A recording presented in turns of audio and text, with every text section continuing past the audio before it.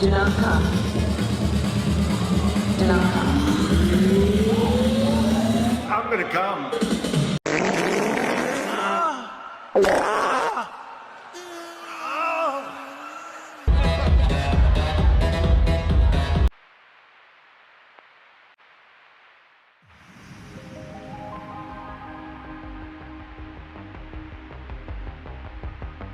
The following program deals with a controversial subject. The theories expressed are not the only possible interpretation. The viewer is invited to make a judgment based on all available information.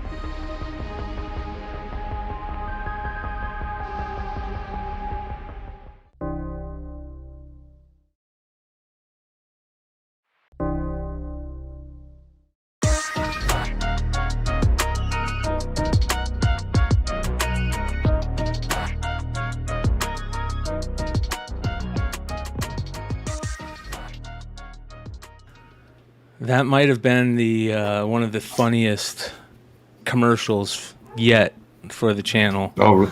I'm sorry, dude. I had it on us. I didn't see it. You wouldn't yet. You'll see it later, and you'll enjoy it. You will enjoy it. It's curated. It's curated well. I saved it. Was it okay? Yeah, it was a good one. So what's going on, everybody? Welcome to another Wednesday night. We were talking backstage, and all of a sudden the dog starts barking right as we get ready to start. Dog's barking. So at some point we'll see if hopefully she stops, but I don't want her to be barking the whole time in your guys' ears. So it's not too bad. Yeah. Crazy show last night. Thanks for everybody that hung out. I do want to hit on that a little bit as we start the show because it was something else, man. Let me tell you, it was Dennis. Abby, come here. There she is. It was Dennis on Dennis level, and I feel kind of bad for him because he was on Dennis level, but it felt like times 10 because he didn't realize like the first half of the conversation. You know, that type of thing where, oh man, it was rough. And, but I got to shout out Sean from Comics Elite and James from Mad Love Comics and Art.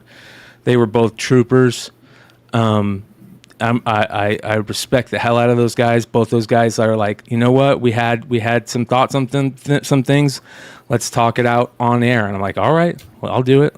You know, and they did it. They went at it. So.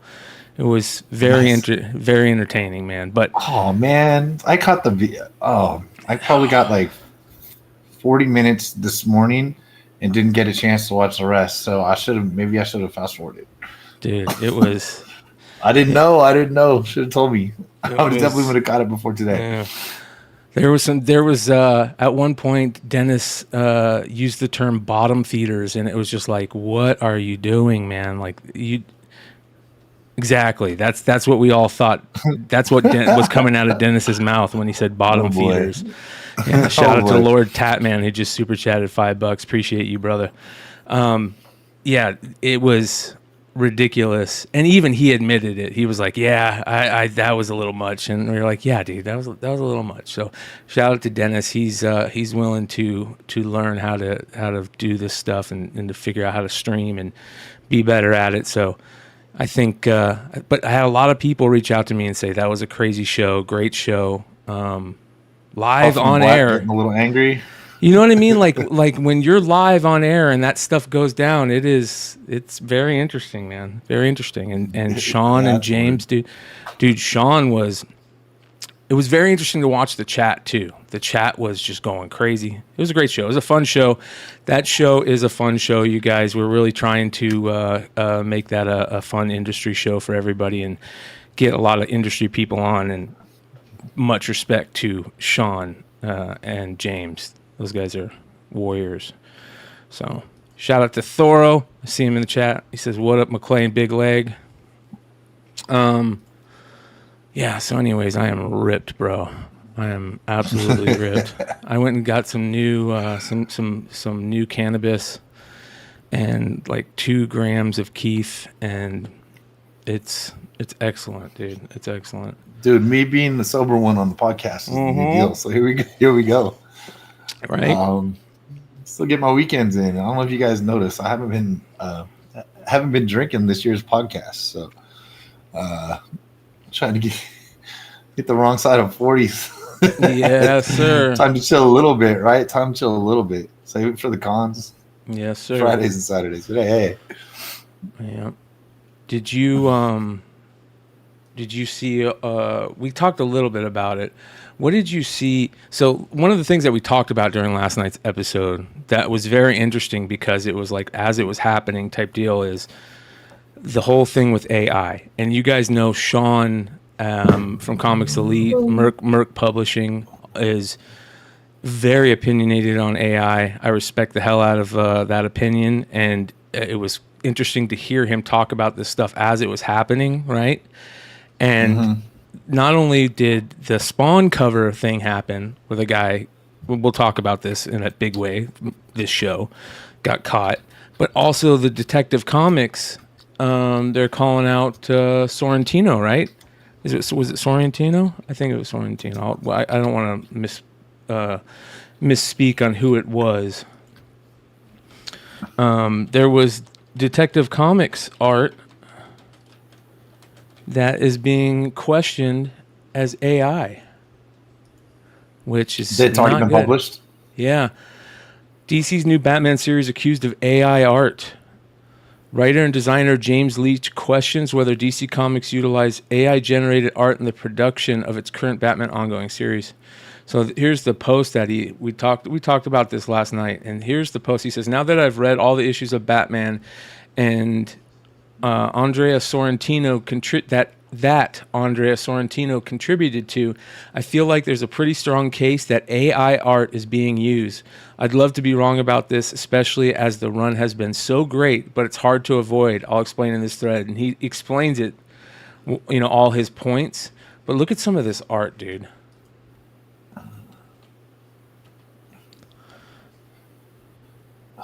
I mean, I feel like AI stuff's starting to look like AI stuff. I don't know how to say it. And whatever side you're on with this, whether there's an inevitability to it, but for real artists, whatever side you're on, the fight has to happen now.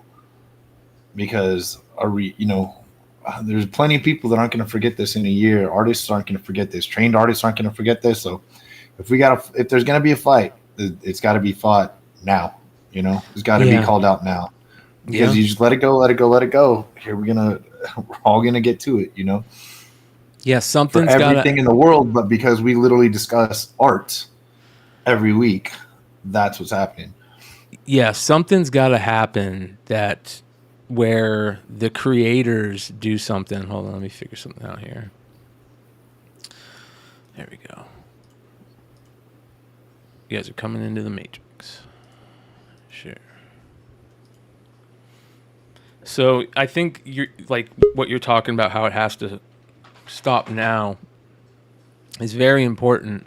Let me bring in Hood. What up, brother? Or at least the transparency has to occur. That's more what I'm thinking, because it's not getting stopped. But I mean, in this industry, let's not cheap out on the real artists that have put this industry together for 100 years. Did you see this, Hood? What did you think about this? Looks like AI, right? So I saw I was in the chat fighting with Chad Cave, I guess, I don't know, and then so like this, it's clearly different. You know what I mean? Than what he typically draws, right? And I mean, it just looks. Didn't they use AI deconstruct to kind of figure out if it was AI? And it was like 95% AI or some shit like that. Well, to me, the most damning thing is what Legg talked about. There's this look that AI has that. I would say more than 50% of the time you can tell it's AI. I don't know how long that's going to last, but there's definitely things that in this that don't look like her regular art, right? Like he says, the shift in styles become more suspicious when you note there seem to be additions in much more basic brush. Look at the repetition in shape on the large black stroke in the first image. The daubs of red in the second and the third, and you're actually painting these. Why skimp here? I don't know what he means by that, but I think you can tell that if you read this whole thing, he kind of says that the art is totally different. He says this image in particular feels like a prompt that's been modified to look Jokerish.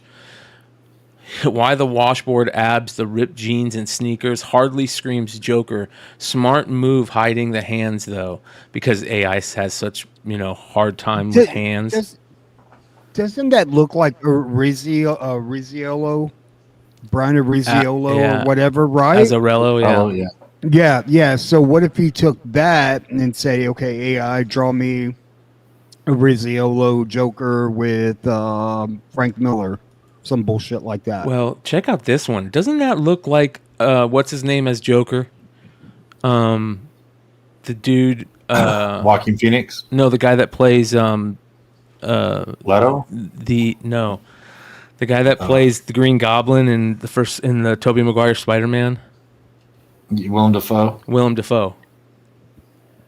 Yeah, it does. I get Willem Dafoe out of that. That looks just like Willem Dafoe. Where are you going, Peter? And there's all those photoshops of Willem Dafoe as Joker. So why would you would say to yourself first, why would the AI pick Willem Dafoe to model the face after? Well, because there's all those freaking photoshops of Willem Dafoe as Joker, Shit's crazy, dude. Yeah, I don't know. I mean, clearly he's going through an interior in a way that I can't do. I can't paint.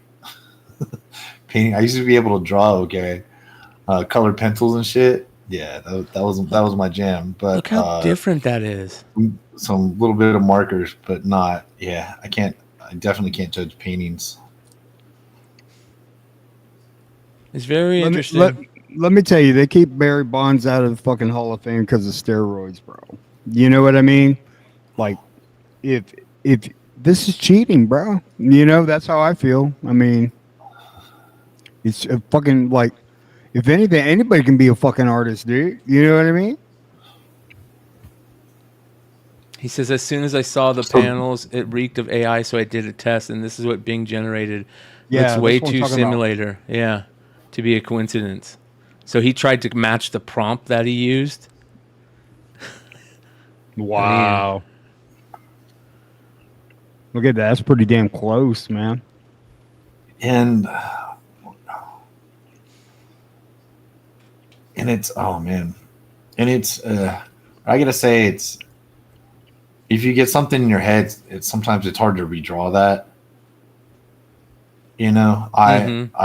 I taught myself drawing as a kid, literally just copying comic books, copying my favorite poses and stuff, but not, but just freehand redrawing, not tracing. Not that you can really trace a comic book to be like a large version of things. I used to draw on backboards a lot, and it's sort of, I don't know. Once you saw all those things, what do you just stare at it for a second, turn it off, and then say, okay, mental image, and then do it from memory? I'm not sure.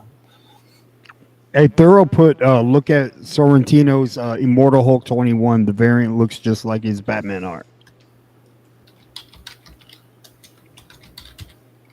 Oh, yeah, I'm sorry. Rossello is a writer. Yeah, Bermejo. I'm sorry. Yeah, Lee Bermejo. Sorry, Batman. Mr. Roboto.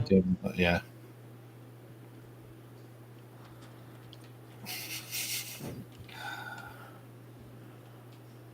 Does Andrea Sorrentino have a Twitter?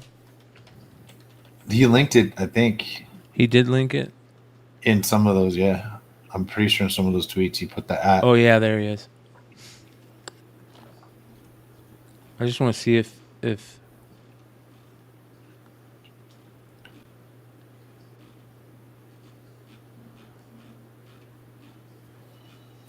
I hope that he comes out and says something. He's like, "Fuck no, this is not. This is here's some proof." Is this a dude or a chick? Is it Andrea Sorrentino or Andrea? Is it a chick or a dude? Andrea, I mean, he's Italian, so yeah. I don't pretty think sure it matters if they're using AI. Look at that. Look.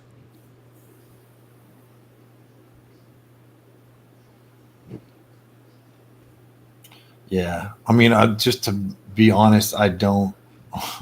Yeah, I'm not educated enough to tell you. I'm just educated enough to. What book? Hulk? Debate right or wrong. Yeah, it was Hulk 21.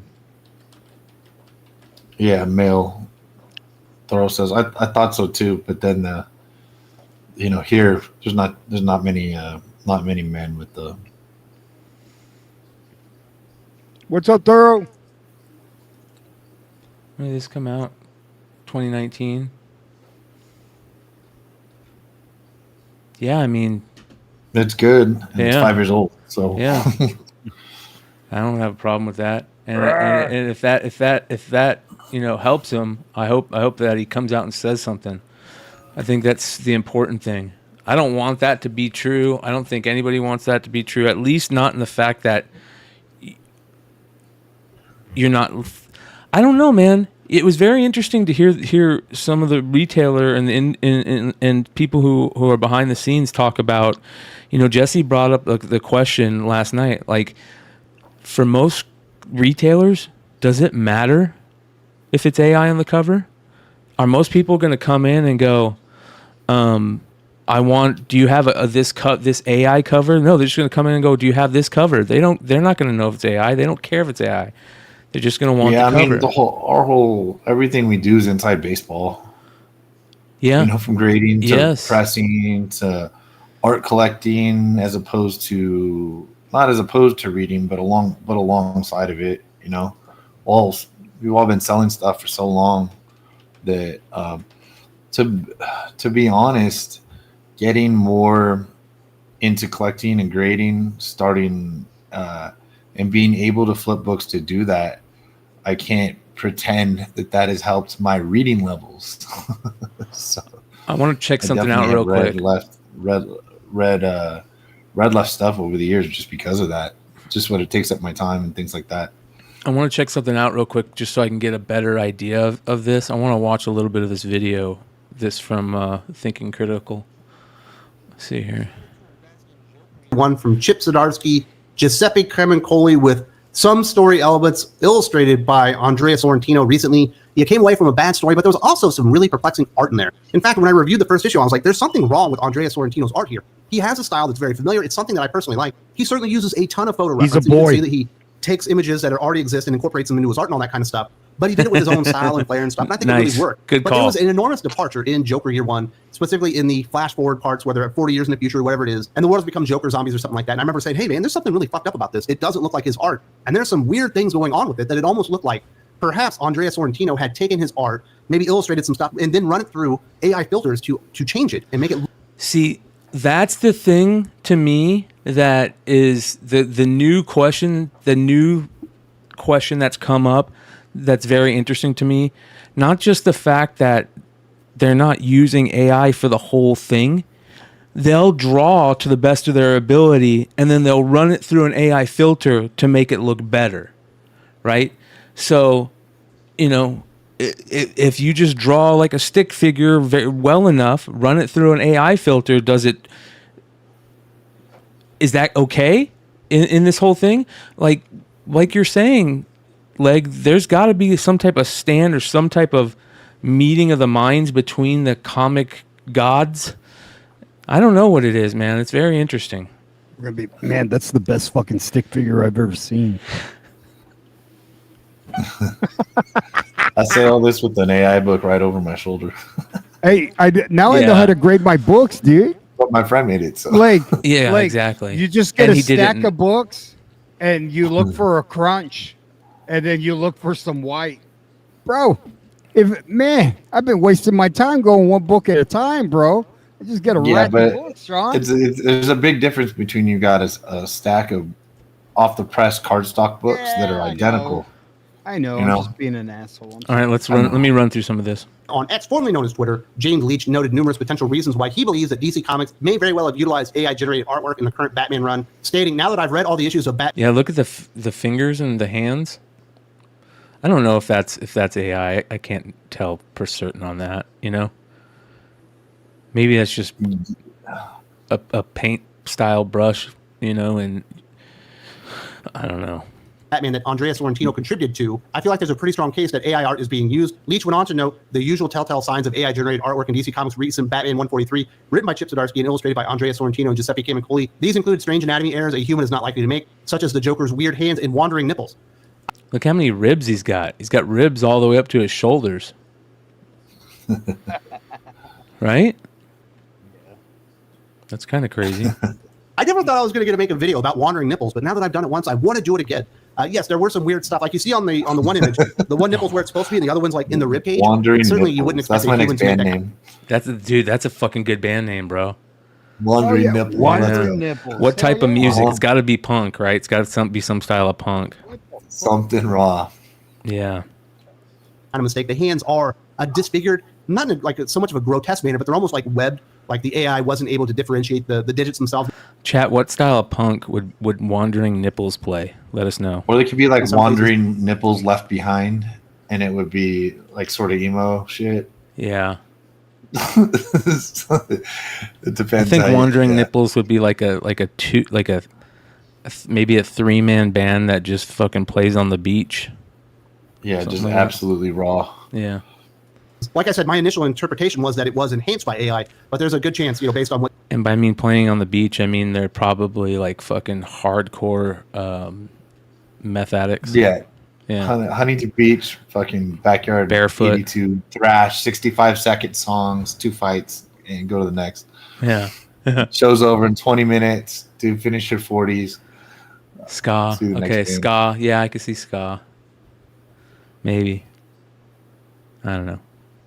Yeah, if it's gonna be like just I think the thrash band would be pretty badass too. You guys ever hear of the band Anal Cunt? Yeah, I don't know the music. I know that name exists. Oh, bro, they're fucking hilarious. All right, let's continue.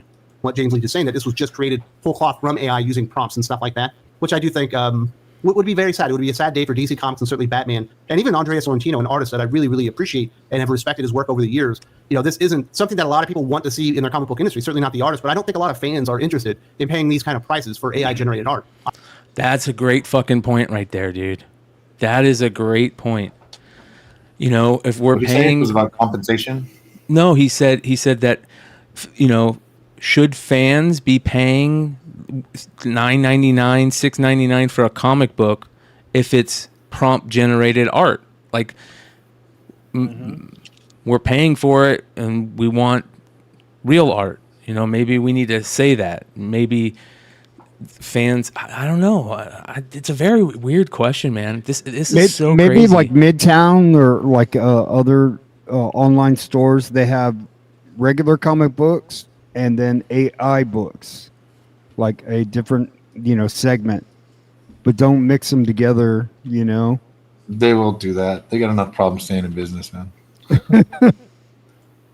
I don't know, like cheat. What was that one book from last night that they were fighting about? What was his? Oh God. Fuck it. Never mind. the Mad Love, one of the Mad Love books, Yeah. the Rogue book. Mm-hmm. Yeah, I mean, Sorrentino's art's always been a bunch of different styles. Yeah, I love that, dude. I don't know enough to pretend to call out Sorrentino when it's had plenty of great covers. So, like, who? A lot of his painting Who was style. the first to call it? Was it another artist that uncovered this, or? Yeah, I think It this was the Leach. video we were just somebody- watching, right? Yeah, I think it was this guy, this James Leach guy, and I don't know who the hell this guy is. I don't know if he's in the industry, if he's an artist or what, or if he just noticed something. He knows art. He knows art clearly, though. Yeah. If he's talking about brushstrokes from one on to the next, you know. Yeah. I imagine he's involved heavily in comics somehow. So, Well, at the end of the day, I mean, I get it, but like, I guess it is. People are going to buy what they want. yeah, in my opinion, it's a worthy fight, and I'm not trying to say that using AI is completely wrong, but it's a worthy fight to keep artists employed, to pay homage to the people that came before, to rather than just okay, we made all the art that's ever going to get made. Now the computer can make the rest. I can't get behind that. Yeah. My goal is to try and find clips of creators talking about how they feel about AI art. I want to know what creators feel about AI art and AI creation, for comic books. Whether it's Hey, why just writing. don't you ask Liefeld? He's live right now, Brian. Let's see what he's saying. Hell yes. Our Oh boy. You can get ready for the guest star. The Here we boner go. pills. The man. There was a He period loves that in hoodie. now I gotta that tell was all you, about, it's not bad "Yeah, either. That's people why giving up. I like it too. Send for your blue pill now."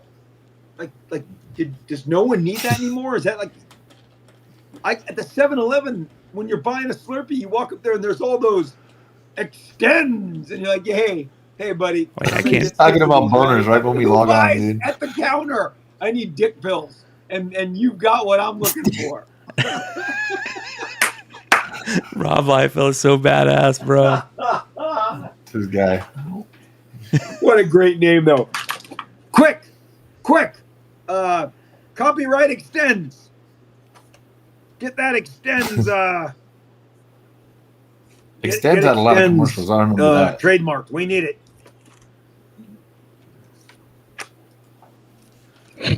Who's the Bisa calling me? Hey, Jar Jar, what up?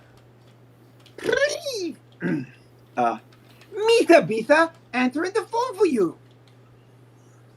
Man, Was I he am doing looking for Jar that Jar, cover. dude? Come on. Yeah, he's absolutely Uh-oh, doing Jar Jar. What else are we doing? Yo, Oh man, I don't know dog. if I want to ask him this, right? Hang on. Oh, shit. Yeah. I don't know if I want to take him out of his rhythm. Dude, that's a rhythm. There's absolutely no plot. There's no plan to this whatsoever. He's freestyling as much as we are. Did I remember they banned some of those pills because they were like, people were like, damn, these work. They're like, they tested them, like, yeah, they got Cialis in them. Billy said They're Red like, Hood. yeah, dude. Billy said Red Hood said your Jar Jar is horrible. My Jar Jar? Sorry, No, guys. he told Big that news to I'm telling Rob. you. I got some of the biggest news coming. The biggest, guys. The foils.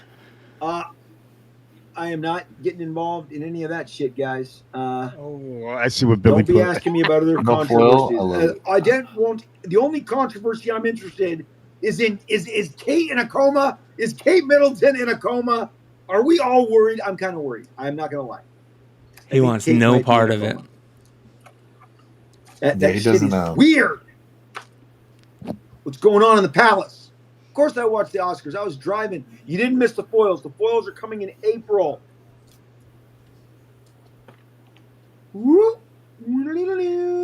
Dude, those are pretty. Those look Wow. beautiful, dude. Oh my god. Yeah, that's fucking cool. That's badass, bro. They're gorgeous, aren't they? They're gorgeous. All right. Yeah, I got it. I got it, Dave. I'm almost there. Man, I am so. It is like I took the last We of know. Dave's drugs. Or the first. Red Hood Man, likes the those boobs. damn Kings. They give the Lakers just. It is not a wraparound. I Dude, wish- Billy sent me an AI stick figure. He autographed it, dude. Here, I'll send it to you, dude. Fucking awesome, dude. Yeah, dude, I gotta see that, bro. That's pretty fucking good, man. So he's got that on his screen. So he does read. He reads stuff. Yeah. I don't pay. I only watch him live usually when we're on here. So I think Rob Liefeld I is a jewel to in all seriousness, guys. I really wish he had his own show on TV. He would be a fucking superstar. there's Beyond kind of comics. that. Yeah, I don't log into Whatnot as much, but I'll tell you what, it's a buyer's paradise right now. Yeah. Oh yeah. A lot of people. That's funny you're talking about that. A People lot are of getting people. their stock from Whatnot. Yeah. Literally getting their stock from Whatnot. Hey Billy, send that picture to Bryan, dude. I can't forward it, and my phone's dead in the other room charging it up. All right, hold on. Let me see here. All right. Figure drawing says, nah, Rob is widely hated. He might be widely hated, dude, but I think he's fucking awesome and hilarious. I think he's fucking funny. Bro, that fucking Wolverine fucking foil looked awesome, dude. That was gorgeous. Yeah, I can understand. Yeah, I can understand people's problem in the past and things like that, but he's entertaining. Igor, I really hope we can. That is a goal has always been a goal of any channel I'm on, is to get Rob Liefeld on, come hang out. That is fucking awesome. Any chance I got, I'll do that. So I met even Rob if I got to Liefeld stream snipe his ass on Whatnot. I met him I'll cancel anything but St. Patrick's Day. You get Rob on, all right? I met Rob at a con, and my buddy, he's a artist, and he's a top sketch artist or whatever. Well, he was my buddy. He's not my buddy anymore.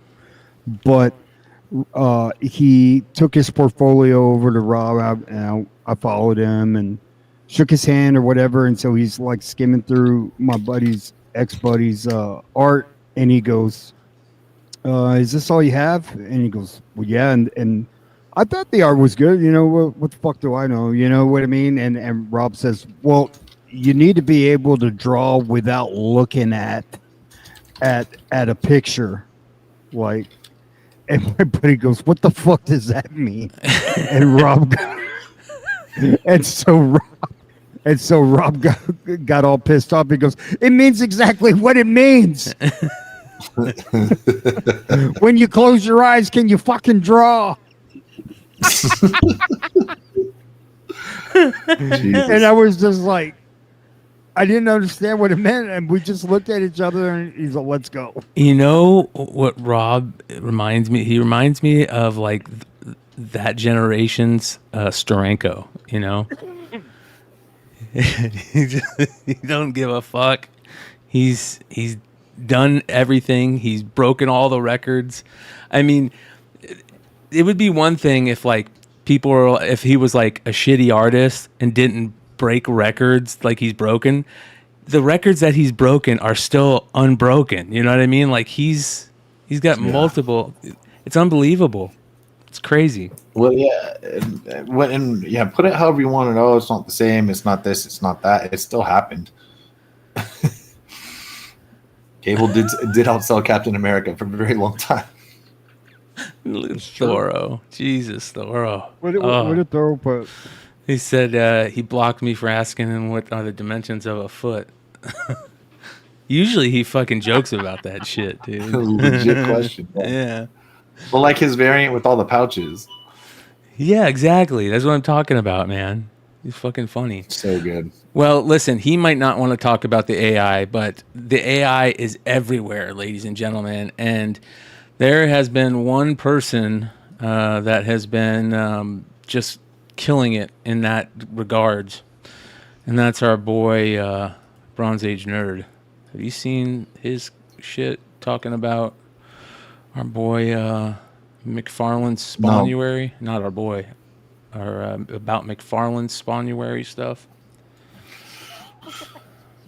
No, but he's definitely a purist. I generally agree with him on whatever I see him post. I haven't heard from him in a while, man.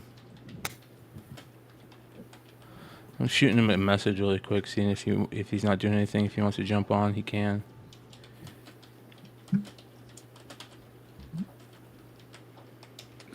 Hey, look what I found, Leg. Check this out. It's like a 1 in 10, 1 in 15. Never seen it before. It's fucking ghost, man. Green Arrow 9. Yeah, dude. Oh, from Brightest Day Green Arrow. Yeah, man. I thought it was a cool ass cover, man. What's that, like 08 or something like that? Yeah, 2010. 10? Okay. Yeah. Yeah, so beginning of the ratios, kind of. Right? Right. That's kind of like what we were talking about a couple of weeks ago. Legit variants. Legit. Yeah, actual ratios. Actual ratios. People should be buying those. They're kind of with so many store variants, man. People forgot about the real stuff, but the best ones still sell for a lot of money because they're more rare and they're in a lot of people's collections. So, all right. So we talked about this last night also, that one of the winners of the Spawnuary contest looks to be a prompt engineer. Right? Is that what they call themselves? A prompt engineer? The AI prompters. And looks like he might be a winner, or he is a winner of one of the contests. I mean, just look at the head. Looks like it's cut and pasted on there. This is kind of crazy, dude. This is beyond crazy. The artist uses AI hashtags in the profile, and Hive AI detection seems to confirm. I guess that these are pictures. I don't know if we've seen the cover that he won for, but Dude, or like, or if like Spawn. I'm trying to think. That's like Spawn 27 or something like that. If you look at the bottom one. That's like a direct rip from the eyes and the mouth. Yeah, you're right. The all black one. It's like in the first 30 spawns. Yeah. Let me try to. I know what you're talking about. Totally. Yeah. I'll find it in a second, but it's not 37. It's the first like 50 for sure. So what I thought was very interesting about this is the responses in Bronze Age Nerds posts are fascinating to go through. Absolutely fascinating, man. He put out, I know others have already noticed this, but I was out for the day and had to comment on this. I really want to see what the artist at Robot 9000 and Todd McFarlane have to say about this. I hope it was an oversight, or if the cover was actually drawn by a human, we get proof of that drawing. The whole comic community will be watching. And some of these responses are great, and there's one that's absolutely fascinating. But some people were like, who cares if it's AR or not? Either you like it, like the cover, or you don't. Right. I mean, and that's going to be people's opinion. It's just absolutely going to be people's opinion. And I can't even say I'm 100% disagree with it, because everybody's entitled to their own opinion. So this is the artist right here. The artist. Let me show you guys the artist on Instagram. It goes by Robot 9000. Hashtag some motherfucking artifacts. Artist, futurist, concept art, design, multimedia, luxury cars, orologist, sci-fi, horror, bourbon, toys, Spurs, hashtag AI artist. It looks like he's a San Antonio fan. Maybe he's got a Wemby for sale. Here's his art, and this art. Here's the problem. You guys know me. I've been talking about this AI art since it first started, because I do that artist spotlight, and I always say, I know it's AI art, but it looks fucking bad. This one, some of them look really fucking cool. That's the problem. Is they look some of them look amazing. We're gonna try to find a happy medium. Yes. It's just it's hard when people pave the way, but you know what? That's my feeling in a lot of the world. Coming from like a line of veterans where I don't know. I like to pay homage to the past. I don't want to try not to live in the past, but hey, man. It feels like I don't know, man. It's such a weird step. Shout out to AOA. Appreciate you, brother. Man, it just feels like such a weird step that we're taking with AI everything, and to see how it's being talked about in comics is also very interesting. I don't think the problem is necessary. We can't stop it. There's nothing we can do to stop it, right? I don't think the problem is necessarily people using it, but I think the problem is that you have to let people know. You know what I mean? You really gotta. Yeah, this is definitely that Spawn. Yep. Yeah, it's like a reverse of his face. It's the same fucking thing. Yeah. You know, and there's a bunch with that green gas coming out, but like that on that cover, it's literally the reverse of that. Yep. If you go, what? Look at that. Yep. Come on, dude. So the artist responds to Bronze Age Nerd. This is crazy. The artist says, "I find it amusing that you have nothing better to do than fuck with me." Come right out. I was like, fucking, let's get at it. Anyway, good day, bro. All I have to say is try harder if your entry didn't work out. I don't have to prove shit to you or anyone about my artistry. Let's get into it.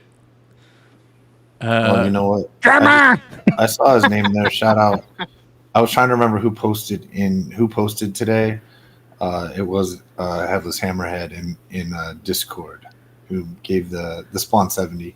I couldn't remember off the top of my head. I know I saw that post part somewhere today. So since I saw his name right there, just credit where it's due. So, bro, now I know what I'm going to tell people, man, when they start talking shit to me. Hey, I don't give a fuck about you, and don't be hating on my artistry. It's not the worst response, right? My artistry. Is it gonna like say? Is that gonna give us what we want? No, but did he say like, dude, that's preposterous for you to think that that's AI? No, he doesn't say that. Yeah, he said just like, fuck off. Yeah, he's like, I won, bitch. I love it. it. I'm leaving. I'm gonna cheat, okay? Fuck off. That's it. Yeah. I love it when people come out and like right back at it for two reasons. One, when it's warranted, it's awesome. It's like, fuck yeah, you know? But when it's not warranted and they just keep going, it's like, fuck yeah, this is going to be a fucking dumpster fire. This is going to be awesome, dude. Oh, yeah. I love that. And this is the last thing I'm going to say about this until I respond to the next comment. Dude, you see that so much. Fuck, I'm guilty of it. So, Lunchbox Comics says, so are you confirming you're an artist or did you use AI to do the artistry? Somebody else says, typing words into a program isn't art. Artistry? ? Headless said, although I am an artist, I did not enter this contest, so your implication is based on ignorance at best. And then Hammerhead said, Robot 900, and I didn't enter the 8 Billion Genies contest in 22 and won that one with real art. Is he the same guy? Is that the same guy that did that? Heineken Jones.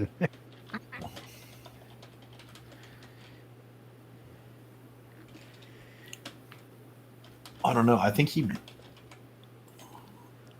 No, I think he was saying the Headless Hammerhead guy he entered, but not via AI. Oh, okay. I literally, dude, I can't always. I'm in basically 3 main comic discords, and they all have 65 categories for me. I'll be scrolling all day through all of them, just trying to get back to it. So unfortunately, I can't. But he did show his real art for 8 Billion Genies sometime this morning. Whoa, look at that. I didn't know that. That's interesting.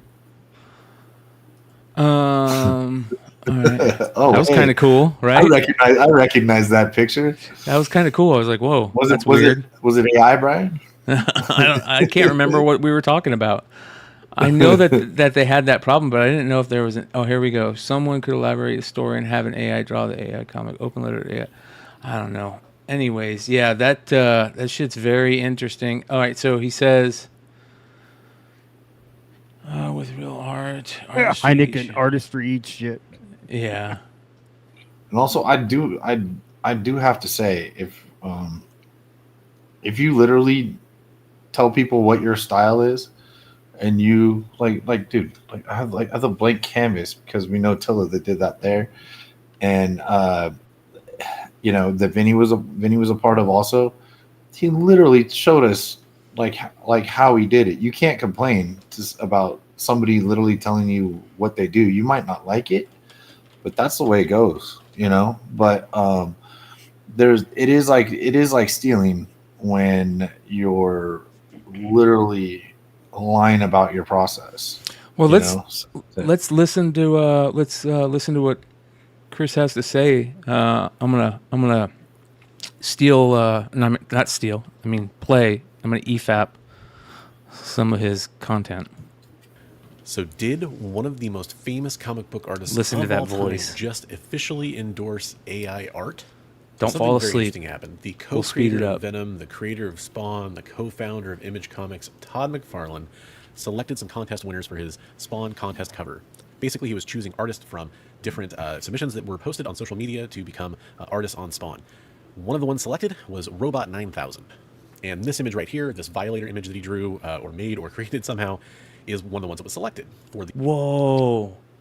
How did they select that? That is so obvious. That is so unbelievably obvious that they selected that. Yeah. I was thinking it was going to be like tough to tell, but if there's anybody in the chat, if there's any, okay, let's try this. Dennis tried this the other night and it did not work. Let's see if we can try it and work. Type ones in the chat if you think that's obviously AI when you first saw it. I want to fucking know. I don't. And see here's the problem. We don't know at what level that they chose this at. So we don't know. Did they print out? All right, give me 100. I'm gonna choose them. And Todd takes 5 minutes, picks however many there are, calls it a day. Do we know? I don't know. Is he paying attention to this stuff? I don't know. We gotta imagine they're probably not. You know what I mean? You gotta imagine that they're not paying any attention whatsoever. And it could be Todd might. I would doubt it because he seems to like to have control. Like say Spawn 300, only his 15 covers or something like that, and only his friends got the covers. Those are Campbell, Capullo, etc. himself more than once. So he chose things like that. So I don't know how we have no idea how they did it. So and obviously Bronze Age is saying that he doesn't know, but you got to ask the question: does that mean Todd is going ahead and condoning this? We don't know. And do they care? I don't know. Dennis says, yeah, but does the Terminator AI detector says it is? We're gonna get to that. So did the question? I forget when they ran the contest. Didn't it say specifically no AI though? I feel like it did. So I don't know if I heard went that from someone. It's not like I was entering the contest, so I can't pretend I memorized the rules. But I remember assuming the that last they're not going to take rule. freaking AI. The last rule was no AI. Okay, that was then the they last didn't do rule. their due diligence at the very least. Yeah, let's continue this. The Villains Week. Now, a lot of people right away were calling out that this is somebody whose profile page clearly lists that they are an AI artist and that they post work using things like Midjourney, which is an AI art program. And in fact, if you run the Violator image or any of the Spawn images that this artist has posted on their Instagram feed through Hive AI image detection, it comes up as being very highly. Did you guys see that? Yeah. AI generated 100%, 95%, Midjourney 40%. So there's a couple programs that it's like really high on. Okay, so those are excuse my ignorance. I'm sure not everybody also knows. So those are, I understand what they're doing as far as the confidence scores. So are those different programs that he could have been using Or are those just AI checkers? I'm guessing, because I don't know either, but I'm guessing it probably knows what those other AI programs or AI prompt, whatever they are, programs do certain things, because they do still kind of program them to like lean certain ways sometimes with certain things. So maybe there's like a something left over that kind of gives you an idea which program it's on. And it sounds like it's saying that it's 100% AI generated. I don't know what this means. I mean, that's what I take it as, that AI generated. Yes. Was it used through Midjourney? No, there's about a 4%, right? So I don't know. Who knows? Let's see what they say. Through Hive AI image detection, it comes up as being very highly confidently rated that it was generated with AI. So I made a post about this because I don't think AI imagery should be used in this way. I don't think it should replace traditional artists. I especially don't think that should be the case and then passed off as human-generated work. Now, to be fair, I cannot tell you beyond a shadow of a doubt that this was created with AI generation. This is just my very strong suspicion, but I think there's a lot of evidence behind that. Also, if you look at how this person reacted when people started questioning this and tagging it, they were being blocked, posts and comments were being deleted, according to several people that were following along with this. So that doesn't seem like legit behavior, but you could argue that, hey, maybe they're just scared or whatever. But considering most of the work that they posted on their entire feed is generated with AI generation software, it seems pretty likely. The point of my post was really more to draw it to Todd McFarlane's attention, to be part of that voice saying that, hey, we need to look into this and talk about this. But the interesting thing that happened after that is Robot 9000 liked my post that I made, which was very confusing. Now, eventually, I think maybe they were just a little too hasty on the like button. It looks like they unliked the post later on, maybe. And then eventually they made a comment, which I'll put it up for you. I'll let you read it on your own. Not the nicest comment in the world, but this is very common. We see a lot of this type of, Procreate, if that's the program that was used to create this, has a built-in show my work video function, essentially. So this kind of behavior, like, why do I have to prove this? Who do I got to prove this to? The knee-jerk reaction to that is usually a telltale sign of falsehood in my experience. Again, that's not necessarily proof of wrongdoing, but I think it all adds up to not a very good look. I mean, Robot 900 appears to have deactivated their Instagram now as well. No, I was able to pull them back if you're willing up. to post some proof that you can create imagery like that again, great. But that's about the artist or the person that claims to be an artist. That's all sort of neither here nor there. There's going to be thousands of people like that. What's more interesting is whether or not Todd McFarlane was aware that this was AI generated. Now, this is... See, AI generated submissions will not be accepted this time around.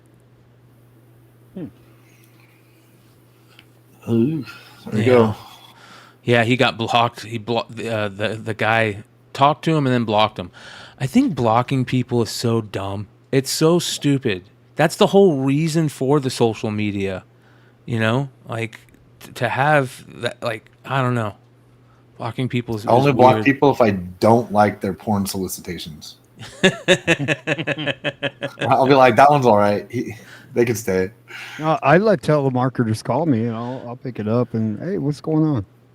What are you doing, dude? This shit's wild, man.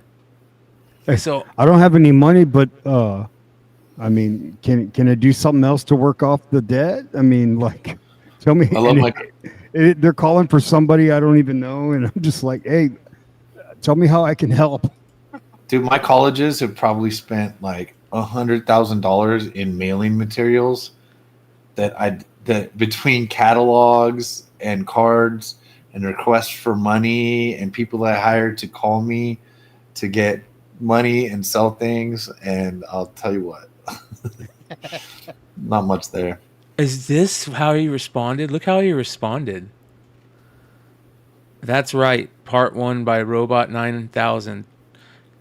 2024. Created with my mind, a pencil, Photoshop, Stable Diffusion, animated with Runaway app, dedicated to all you stupid fucks who cannot cope with loss. I'm an artist, period. At 55 years of age, I waxed the lot of you, thousands of you, in a contest. Enough said. Catch up, bitches. Luis. Hey, 55, about time we got a W, dude. Dude, I remember saying that when I was like a teenager. Waxed his ass, bro. This is. I told you this is gonna get good, man. This is gonna get good. Don't fuck with Gen X, dude. It's not a fucking 23-year-old crying in his fucking Cheerios over here. Yeah. I'm 55, man. Once I'll tell you what. Once some I like it better now. Right? Get off my lawn.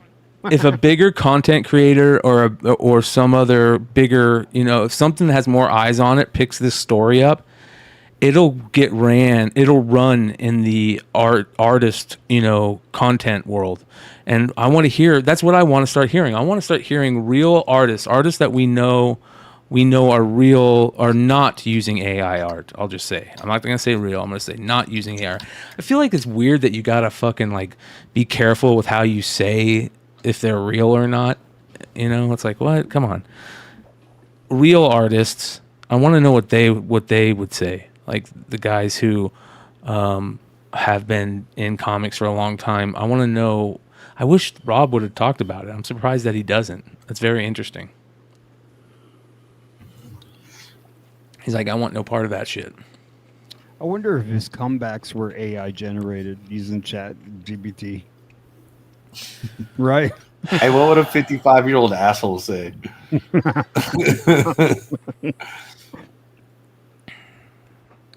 Let's see here. Did he respond? Hey, man, to if this? you're going to post, can you please comment about it? Can you please confirm you used AI, please? Here's more. And he blocked me. So I guess I can't reply, but here's the reply for those that miss. Here's my reply for anyone curious. I wouldn't let me post since I'm blocked. I have nothing better to do than worry about the integrity of art used in a major comic book in the industry. If you're legit, then you would be happy to prove so. Maybe try hiding your AI Midjourney tags if you're saying you don't use those tools. I didn't enter the contest. If you have anything you decide you want to reveal about your process, hit me up. I'd give you the benefit of the doubt if you can offer any evidence and a platform to speak your side of the story. Fucking hell yeah, bro. Good for you. Fair enough. Yep. So there you go. We'll see if this plays out anymore. I'm guessing it will, and it's going to be awesome. Hey, Brian, which one should I open up, dude? Should I go with the Topps Chrome Soccer or fucking Formula One, dude? Soccer. Soccer? All right. Fuck yeah. Soccer. Let's do it. Let's do it. Soccer, bro. Shout out Lord Zero. Ran into him at the dispensary the other day. Here we go. 101 Messi. All right. Oh, that's right. 2022. It's going to Is that when it show came up. out? Get an you auto, guys- man. Did you guys take a look at new comics today and see any goodies?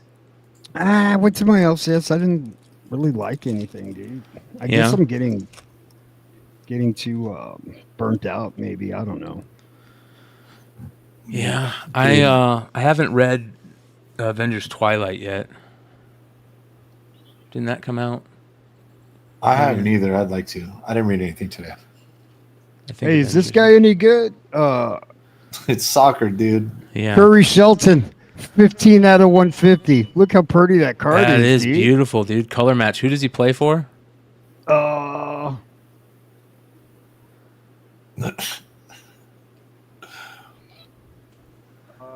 Kansas City. Okay, I couldn't tell you. So they're MLS cards. Yeah. Yeah, At least I know Kansas City doesn't have an international team. right. We don't have to mention Kansas City anymore on the show. It's fine. Did you guys see this action cover? I think we talked about it when we first saw it. I know I talked about it.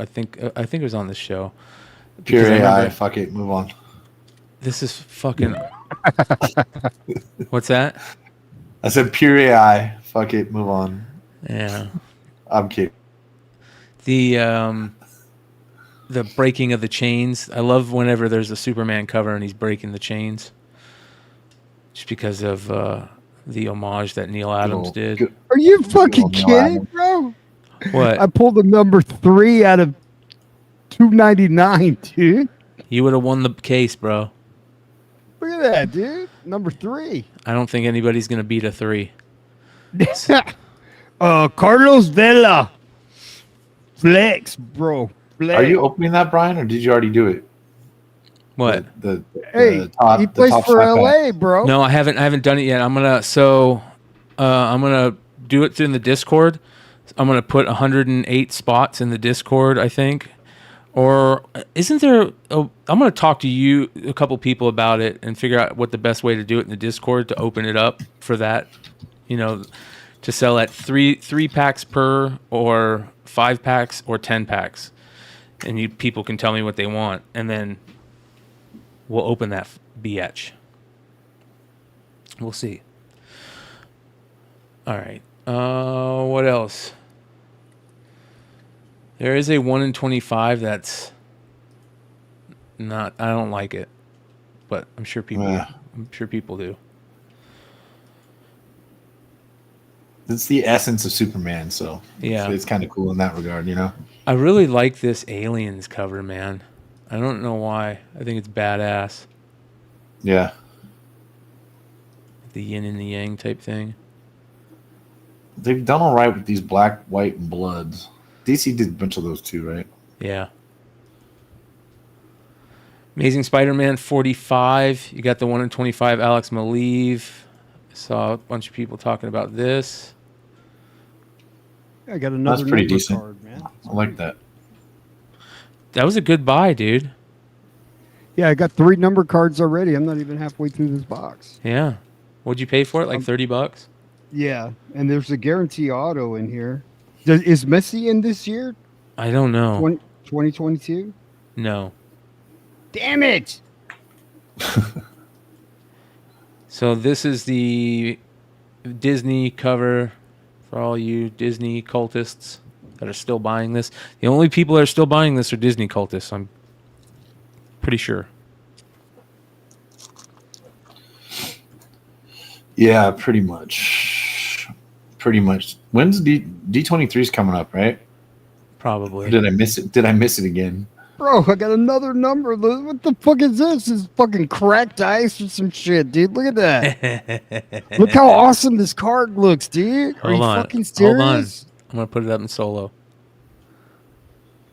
Look at that, dude. Yeah, that's beautiful.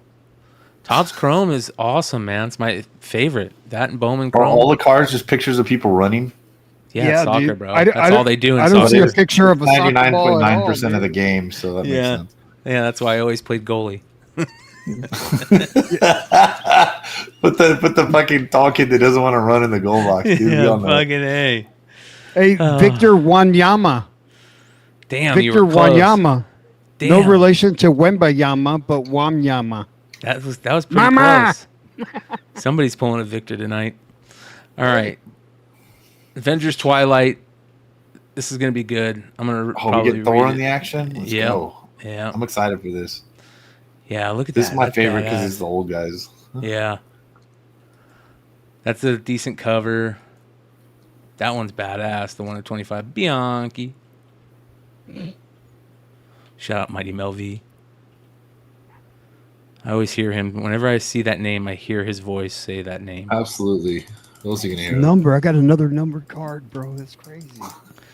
Mark Brooks, 1 in 50. Hey, dude, they got to have some incentive for somebody to buy fucking soccer cards. Bro, right? I only paid 30 bucks. in all those boxes. Hey, what's This- the big reveal at the end, Billy? Look at that, dude. That's beautiful. Mark Brooks is awesome. All right. Hey, shut up. Daniel Acuna variant on that one. What else do we have that people are talking about? Batman 47, 1 in 25, another Bianchi. It's a weird pose. Why would he be in that pose? Dude, I don't know. That's some weird shit, bro. Something new, I guess. Hawkeye, 1 in 100 art germ. You fucking serious. Another numbered card, bro. People love it, man. They Yep. just keep going with it.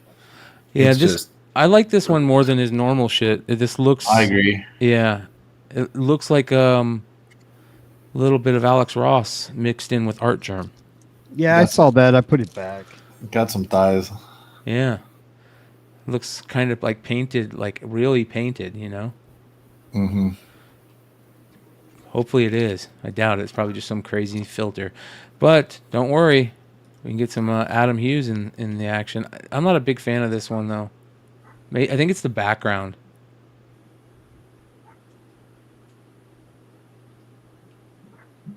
I don't know what it is. Is it a wraparound? I don't know. I keep thinking her left leg is her right leg. That's all I can see. Yeah. Yeah, dude.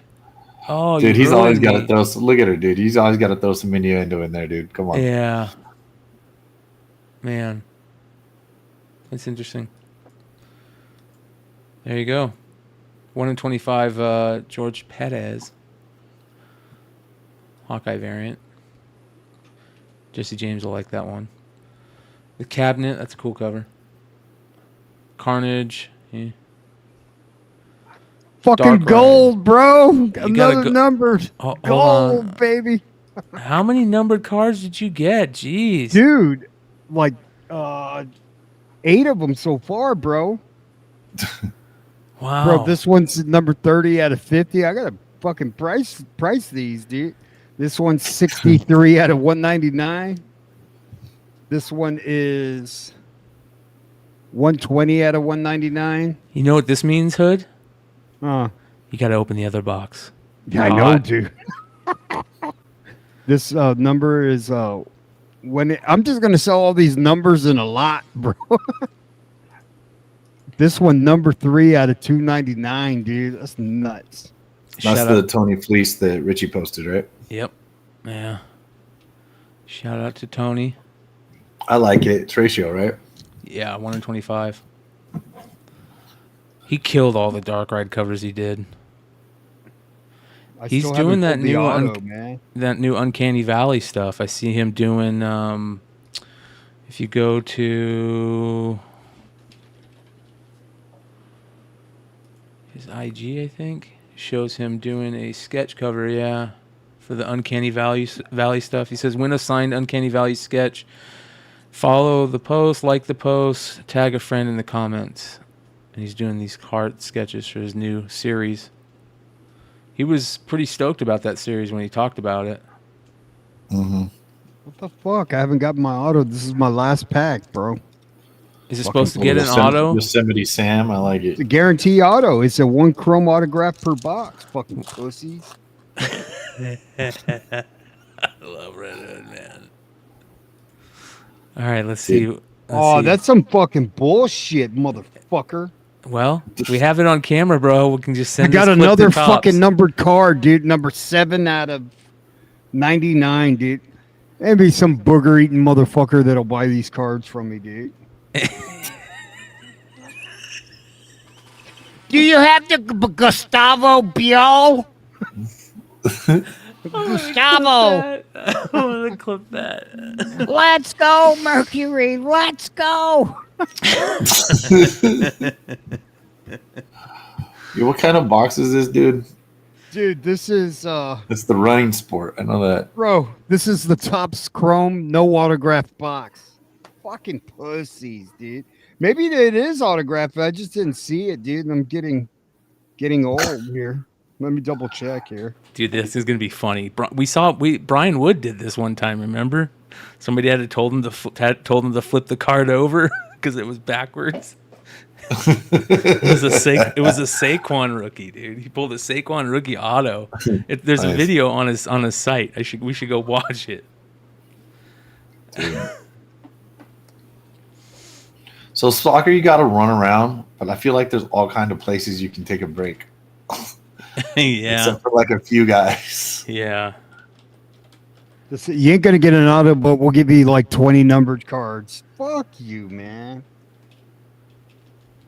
Fucking pussies. Oh, that pisses me off, dude. Happens all the time, man. They'll fix it though. Save the box and the packages Hood, and they'll you can contact them, and they'll send you a replacement. All right, let's see what these are selling for. Wonder how many people hit them up for that. $30, $50, $50.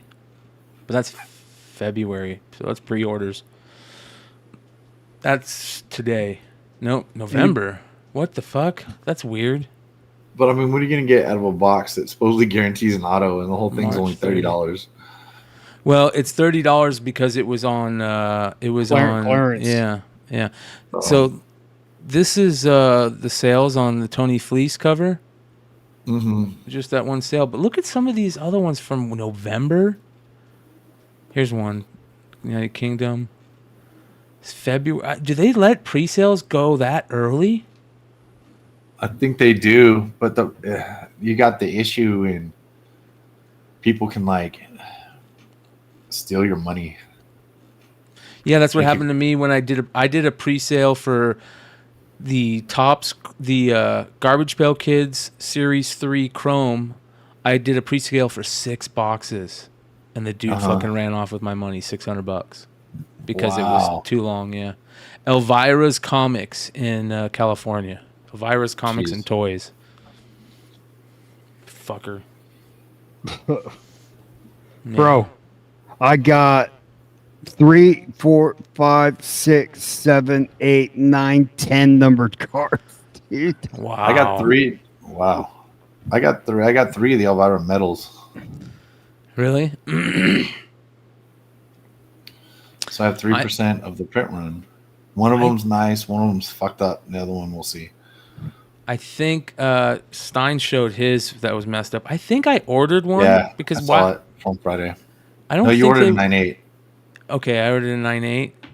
Maybe that's what it was. Okay. I got 4 regular ones. They shouldn't be hard to 9.8, but I gotta try to fix the medals. I really Hillary Clinton rookie card, the Benghazi bully. You seen that? No. Where the Yeah, no, guys I've seen pull- it. Yeah, I've seen it. Yeah. This is a beautiful cover right here. This Luana Vecchio variant.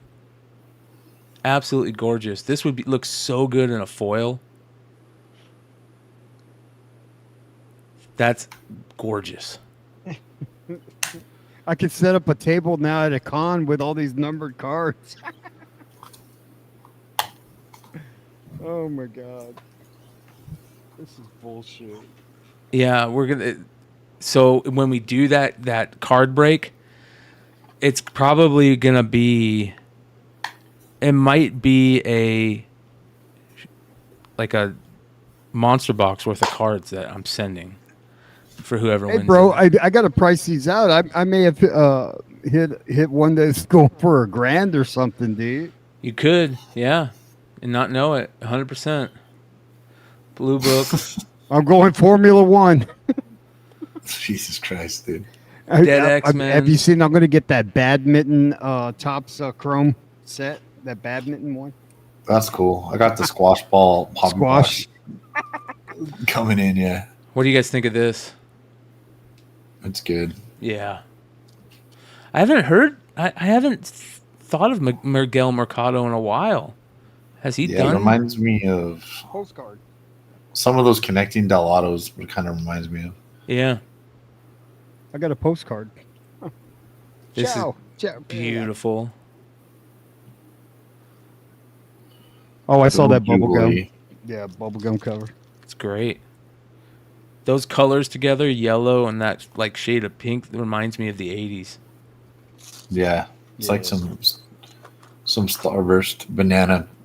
Yep. Fucking strawberry. Starburst banana, yeah. I mean, look, this right here, I can't tell if it's good or bad. Feels Is it kind of, Adams? No, this is Nick Bradshaw, man. That's the first thing I thought. Was this Adams? Oh, really? No, it's Nick Bradshaw.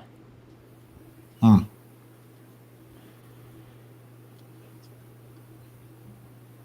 Wow. Huh. That I like blue. it. I wouldn't give a shit if I had it or not, but it's all right. It's a 1 in 25.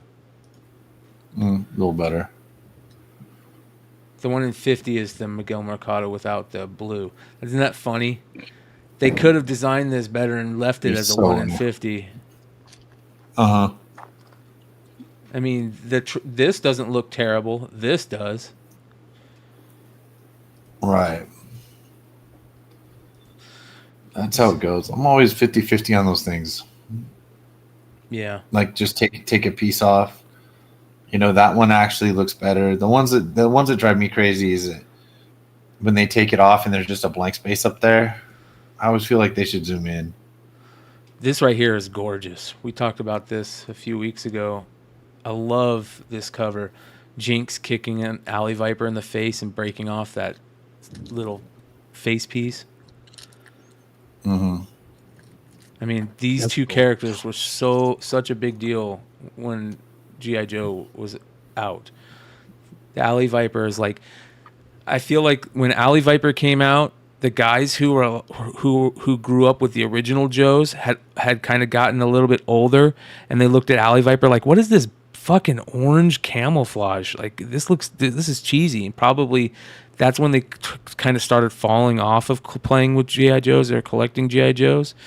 And then G.I. Joe's totally took that turn where every weapon was a rocket launcher that was neon purple and yellow, and people just quit collecting at that. There's like two different generations of collectors than that. And Alley Viper was when it started, I feel like. Great. I pulled a Lewis Hamilton. Really? Yeah. Numbered? No.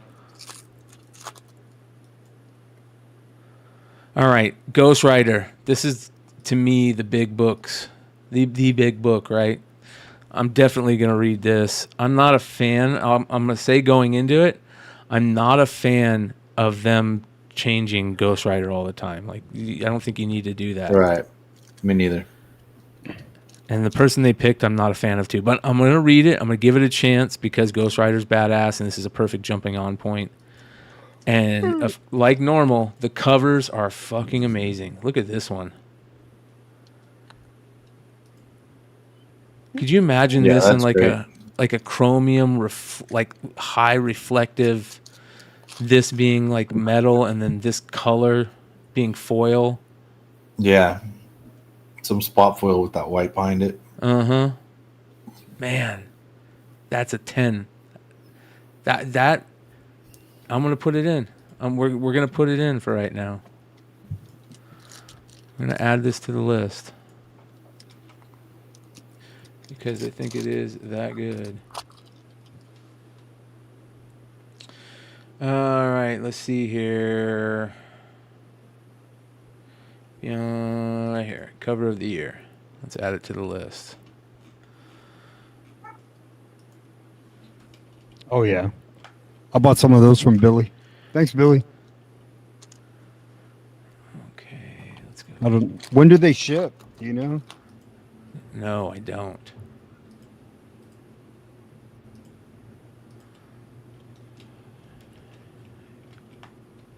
That's beautiful. We'll add that. Might come off later in the year, but that's okay. You know, that's why we add them. It's March. We're going on. Yeah. That's pretty badass, though. That one's good, too. This one, the Capullo. Oh.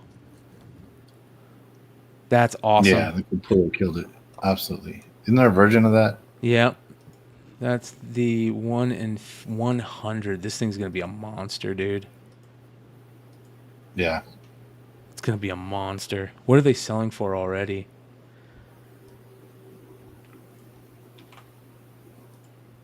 I don't know. 90. It's not bad. Not ratio. These days is good. Yeah, it's like 90. With shipping, it's pretty close, and plus we got store variants, so. Yeah, that's true. Yeah, that's true. I got a Second printing relic numbered. This is gorgeous too. Look at that. Holy shit, that's beautiful too. Man. I don't like the Texera. And I know that's sacrilege to some Ghost Rider people, but I'm not a fan of his Ghost Rider art that looks like this. I don't like that. I do like a lot of his work. Yeah, I don't like maybe he's like, this is his painting style, because he's got like these two different styles that He hasn't. I don't like this style of Ghost Rider. I mean, it's good art. It's not bad art. It's just not for me. This is Chad Harden. He did another good cover. It's not bad. Makes me wonder what Maria Wolf would do on this. Kill it. She has that one that she did last year that was cover of the year. Right? Yeah. Yeah, it was, in my opinion, in for cover of the year category. Really, really good. She's good artist, man. Green Lantern #9. Dude, Alan Scott Green Lantern, I feel like has missed publication like 5 months in a row. What happened to that book? It got to like issue 4 and just stopped. You got this one in 25. That's pretty fucking crazy. You know what's funny is it doesn't even seem like that long ago. We'd be looking at it like this, and we'd wonder like, oh wow, like, oh, there's a variant for it this month. You know, instead of looking at 5 fucking covers for every single book that comes out. Yeah. What'd you get, Hood? I got a numbered Lewis Hamilton, dude. Blue. 27 out of 33, dude. Wow. That's huge, bro. That's huge. Fuck yeah, dude. I got 3 Lewis Hamiltons in one pack, dude. I got the regular version. Yeah, man. Are you supposed to get an auto in that? Let me see. I got a numbered relic of Sergio Perez. I guess he's the other star on here. I've always been a Sergio Perez fan. Let's go Ferrari.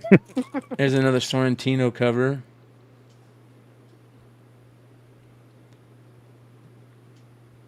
I Hate Fairyland.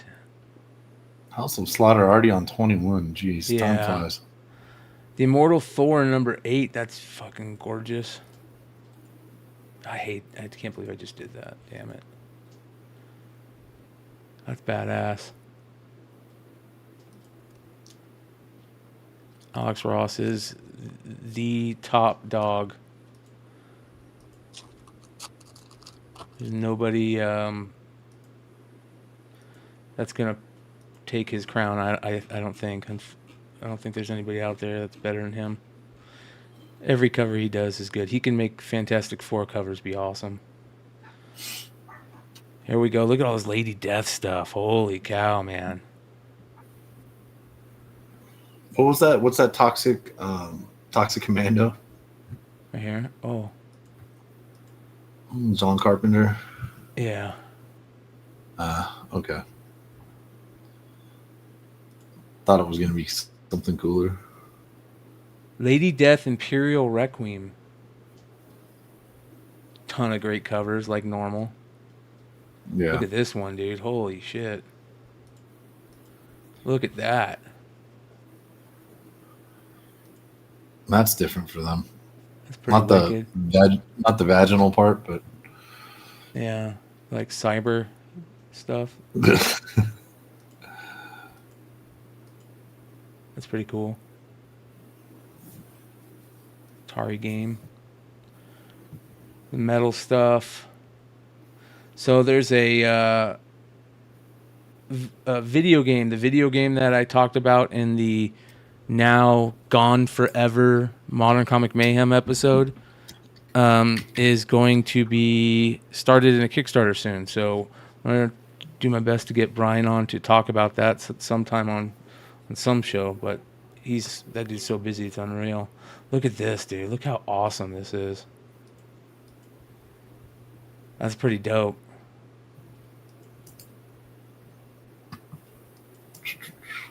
Jesus. All right. This is badass.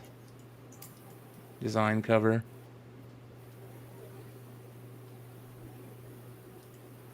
Then we've got more Lady Death. Lots of more Lady Death. Jesus, look at this cover. This cover is amazing.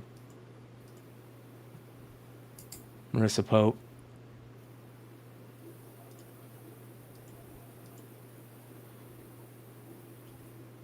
Damn.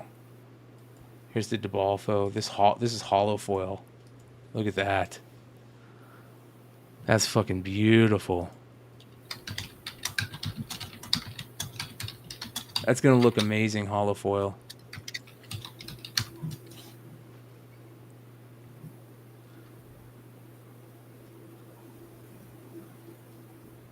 Wow. All right, we've got more facsimiles. Marvel Superhero Secret War. You want to see the 1 in 25 for the facsimile? What do you think? Doing the 1 in 25s of facsimiles now.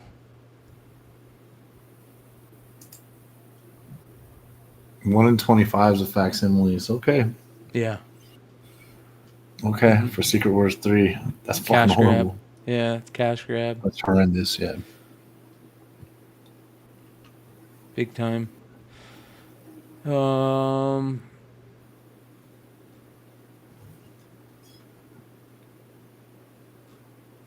Transformers came out this week, right? I'm looking forward to that. Sinister Sons. Spider-Gwen Smash. Star Trek, Star Wars. Hey, bro, they came out with a porg, bro. Click on that porg, dude. Go back up. Oh, right there, yeah. Look at that cute motherfucker, bro. Look at that. Bro, I gotta get that, dude. Who drew that? Star Wars Insider. Dude, that's on the Insider? Yeah. Jake Davies. Bro, I'm getting me that fucking porg, dude. You're a softie. Sorry, dude. Look at this. Look at this Vader variant. Holy shit. Oh, that's good, dude. Wow. That's really good, man. Holy shit. Yeah. 1 in 25, Alex Maleev. Man, my fucking dog, dude. Kill him. Wasn't there one of these that was supposed to be... I mean, that's a cool fucking cover right there, man. Look at that. That's badass. That'll be interesting. Momoko foil. Lamole. Symbiote Spider-Man's got some great covers. Got a Miss Minutes on that one. A Salvador LaRocca Miss Minutes variant. For all you Miss Minutes. That one's actually really good. That should be foil. Foil. Holy cow. What is this? Did you guys see this? Clayton Crane web store exclusive. That's pretty badass.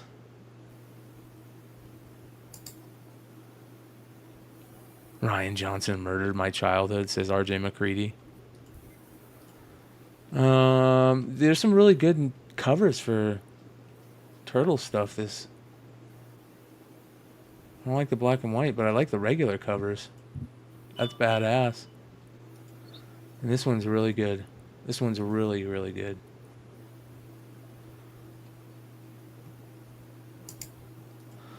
All right, what do we got next? Second printing of the Rob Liefeld. Speaking of Rob Liefeld, did you guys hear Nick talking about Rob in this shit? How this really fucking helped or that pushed that over that huge printing. There was like 200 over 200,000. I definitely did hear that. I heard that happened. I didn't hear. I don't remember where I heard it. I gotta clip that. That was a good moment in the show. But they're doing the second printing on it. And number 2, I think, comes out this week. Yeah, number 1, second printing, contrast. Yeah, number 2 comes out this week, and there's a new character this week. Calico. I think there's a cover. Isn't there a variant cover with her on it? Yeah, right here. The Declan Shelby variant. New character. Cool design. There hasn't been a new Thundercats character in forever. Whoa, look at this. Another Rob Liefeld variant.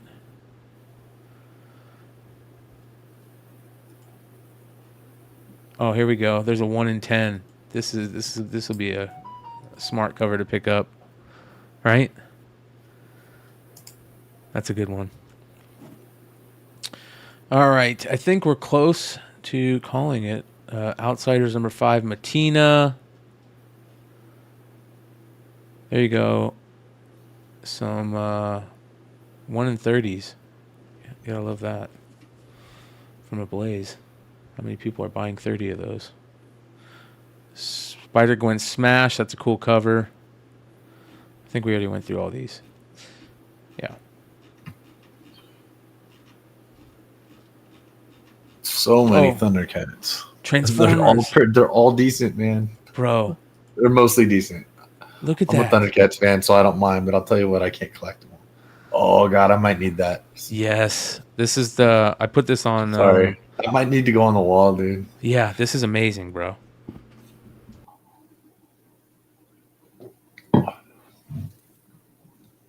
Dude, what a great cover, dude. Look at that, dude. It's a 1 in 25. Wow.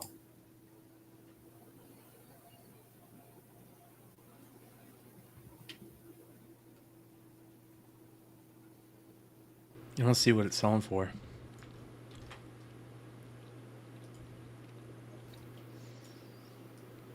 Mm. 25, 20. Not bad. 25, 30. I can find a 9.8 for that. Yeah. Yep. I'll be picking one of those up for sure. Unfortunately, comics really need to start having great storytelling and a reason for people to buy it up rather than just the collecting aspect, even though that needs to be a big aspect. Because if you wait a couple of weeks or a couple of months for that matter, you can pick up almost any book for the price of grading. That window is it drops so quick. All right. Transformers, those are good Transformers. There's a 1 in 10 that's really good too.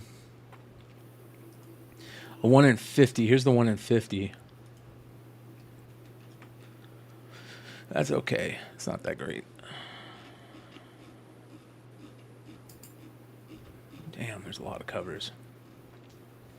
Ultimate Black Panther number 2. You got the Peach Momoko design variant with Killmonger. Oh, okay. Dude, I mean, that was number 1, still one of the top selling books on cover price for the week. Yep. This 6 of their top 10 are fucking Ultimate books. It's crazy. Look at this. That's badass. That's a 1 in 25. That is great. That'll be a big book. Boss Logic variant. Yeah, that number 1, the 1 in 100 is still selling for a shit ton.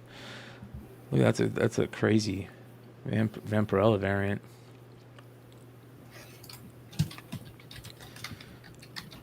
What If Venom? You've got all those. A lot of retailer variants on that one. And that's it. You see my post on there on the side? Hold on. The Facebook post. So Mark Brooks posted about the McFarlane AI stuff. So they've got comments in there from Tyler Kirkham, Ryan Otley. So we can go to some of the horses' mouths. Oh yeah, fuck yeah. Dominoes, dude. So Come that's on! it right there. So it says but so that's Brooks' comments on the top right there. How's the AI artist get caught? let me jump in on this so we can actually see it. This is awesome. I love this stuff. I love it. All right, here we go.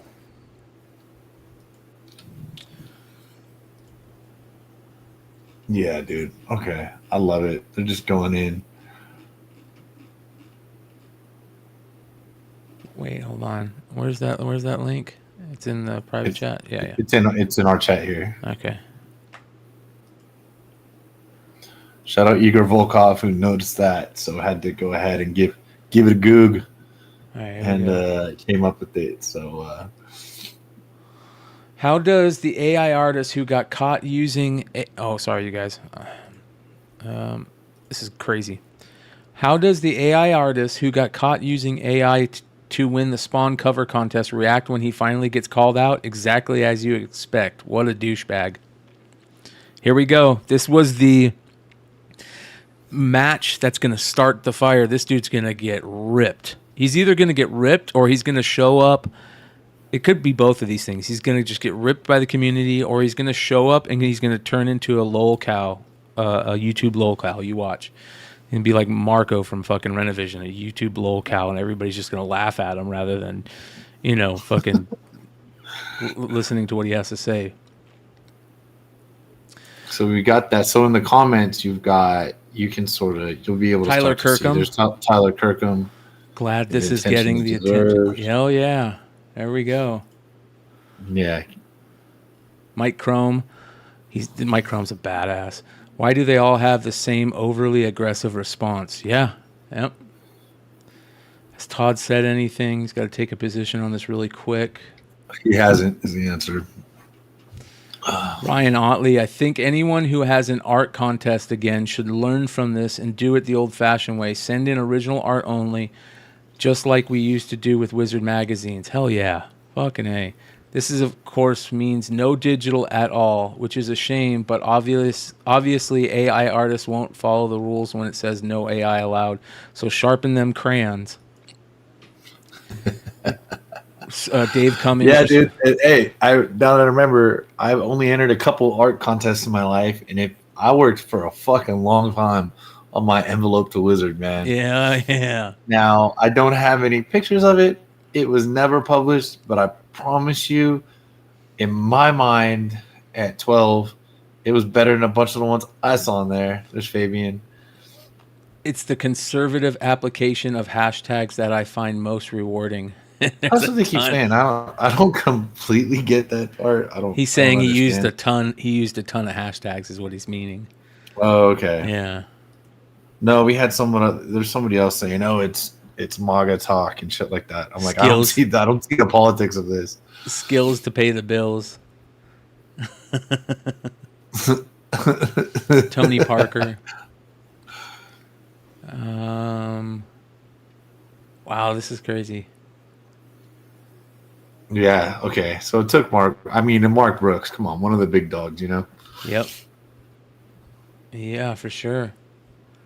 Is this Luis Ruiz from Sideshow? I hope not. Such a strange defensive take for a dude. All press, I guess. Heather Antos. Uh-oh. That's some real Sigma energy there. Oh, you shouldn't have said that. What does that mean?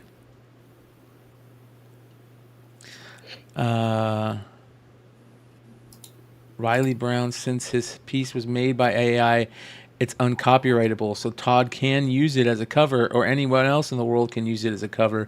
It would be funny if someone beat a Spawn to press with this thing. No, it wouldn't, because you're still using AI art. Man, look at them. There's even more. There's a ton of comments. Here it is. This is the little stoking the fire. Yannick Paquette, classy. Yeah, here's the can I use AI? AI generated submissions will not be accepted.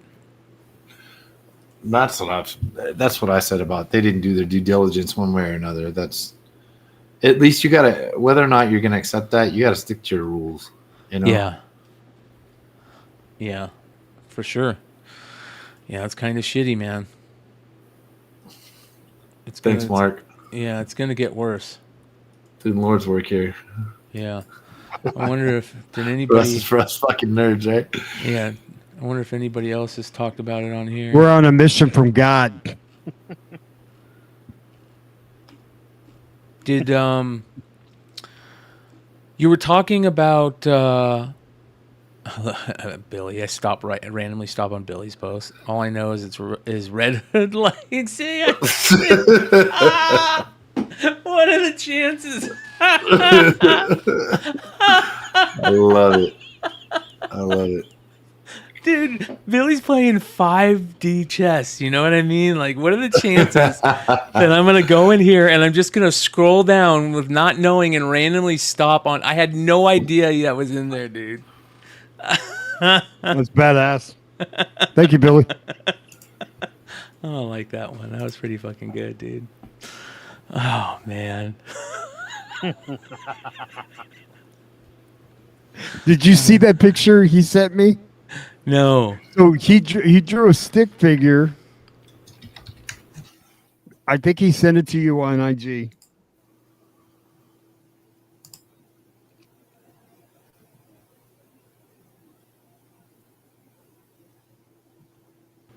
Hold on, let me see.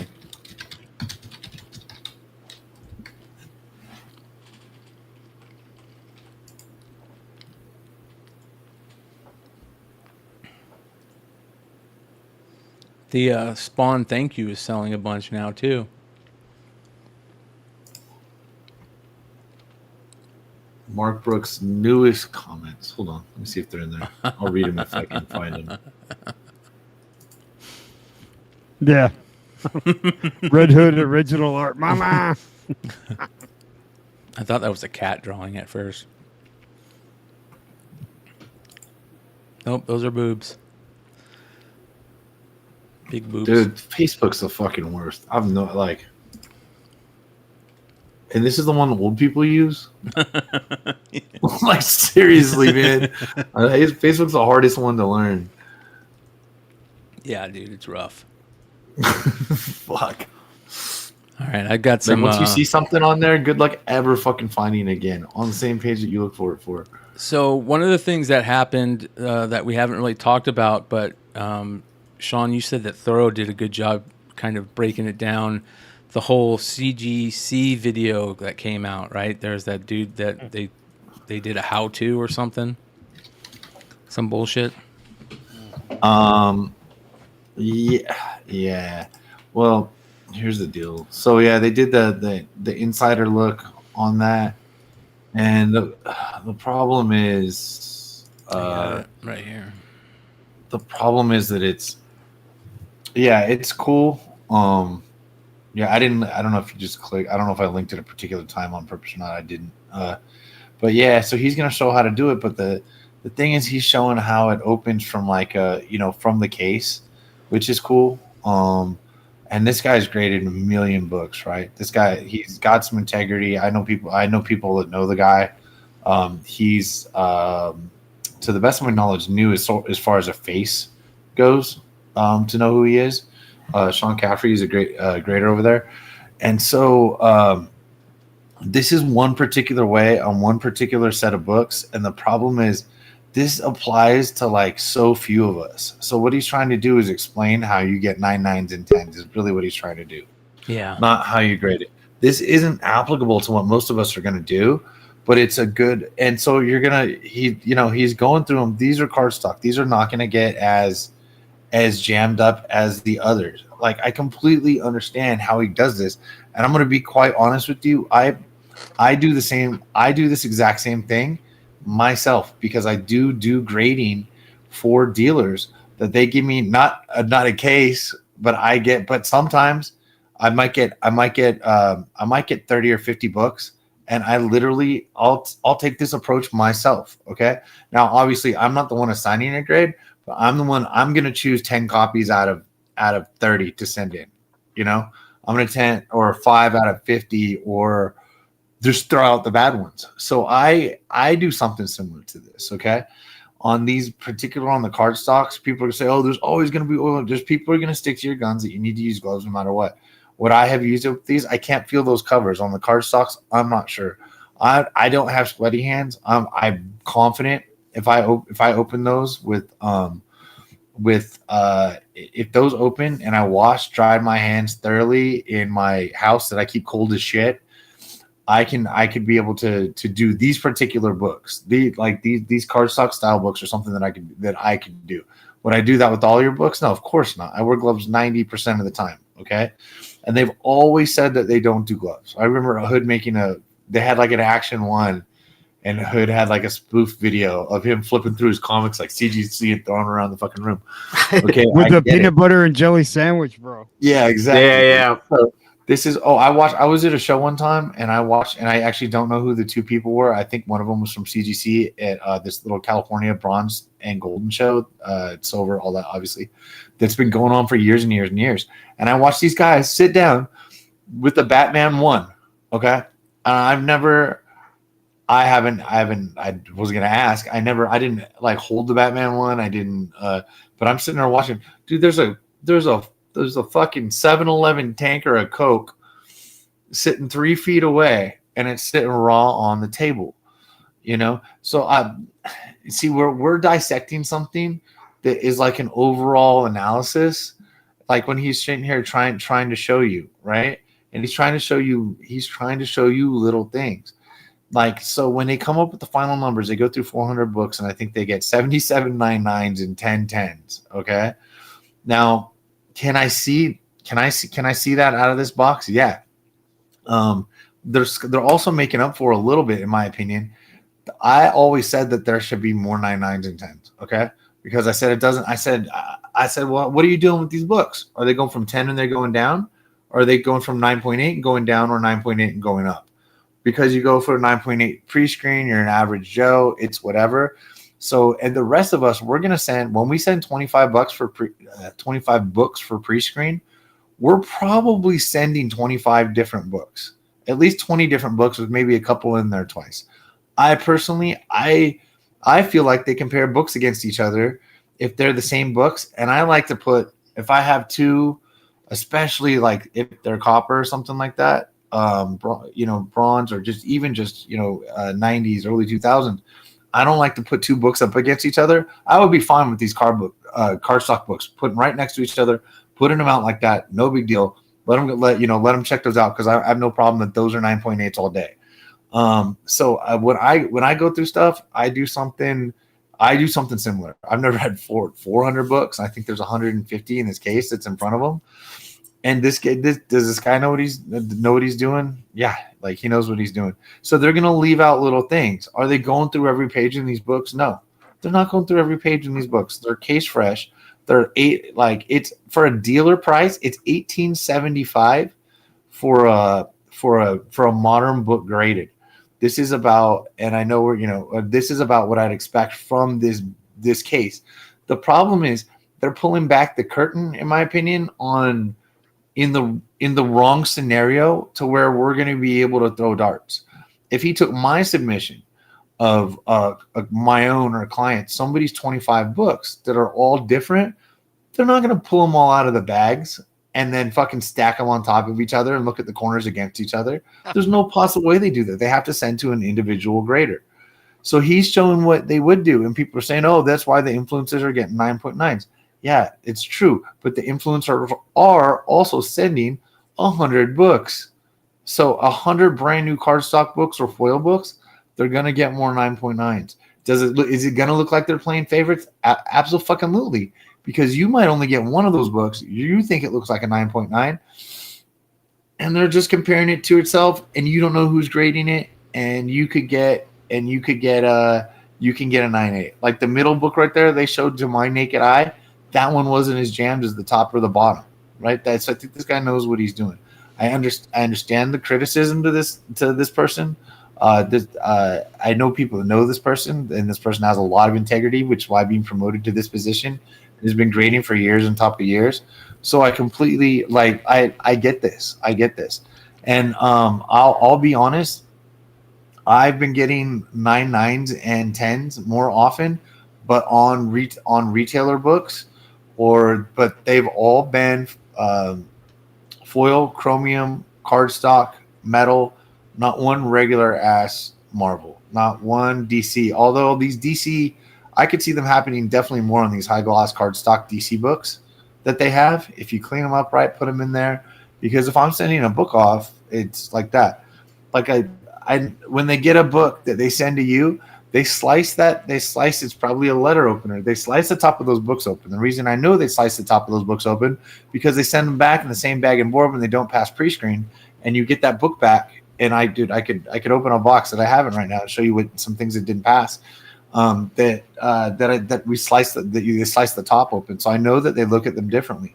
So this is where we're judging what we think is a complete grading system on an anomaly of something that they grade. So he came down with these books, and this is what's going on. And he's trying to explain the best of you. I think the biggest criticism. That's not the actual grading table, but I'm sure they have bright lights like that. Yeah. They set up the dark table for you to be able to see better in this video. Yeah. So I get I understand all the complaints. They're all valid. And if you lined up all those books in a stack, it would be the easy way to throw those ones with this crunch corner to the fucking side. And as soon as you see that shit, no, can't do that. An easy way to judge them is to see which one of those took a hit in the box. There's going to be some in the middle that didn't take any hits. They're cardstock. They got perfectly printed, and you go out. Would I imagine that? I mean, and the way that these are printed and laid out, they know the printing process. We know the printing process. Are they the odds of like a worker going in there? Like ripping a page out. You'd like to think that they took when they do quality control, quickly check for a double cover that you could probably feel with your hands, or that a page was misprinted wrong. They're going to take a sample of that print run and do that. They're not going to show that on screen because they don't. It's us people that are so fucking high and mighty that are going to just completely stare at this and judge every step of the process. I'm not. Yeah, there's I'm not some of a lot of the. In this situation, I understand. I would like to see them take a 25 book. Give me. So he gave all those 9/8 with those bindery tears. He gave all those 9/8, and you can get 9/9s with bindery tears. Man, that blows me away. Yeah, absolutely. I didn't know that. 9/8 you can, not the. So whatever it is, he's got a 10, a 9/9, and 9/8. The final numbers were out of 477 9/9s and 10 10s, because this is the only box that they showed here. Yeah. So this is how he broke it down, and you're gonna, and they. But he didn't open any of the books at all. That's the only. I think that's the biggest criticism is he didn't look in one book. That was kind of weird. You're going to tell me that they didn't check these books for complete. They didn't check. They only got to check one. He says something at the beginning of that he wasn't going to do that in the video. Oh, okay. So he did it, but just not in the video. Yeah, he says a 15-minute video. Yeah, it's just a 15-minute video of kind of oh, this is what we do in this process, right?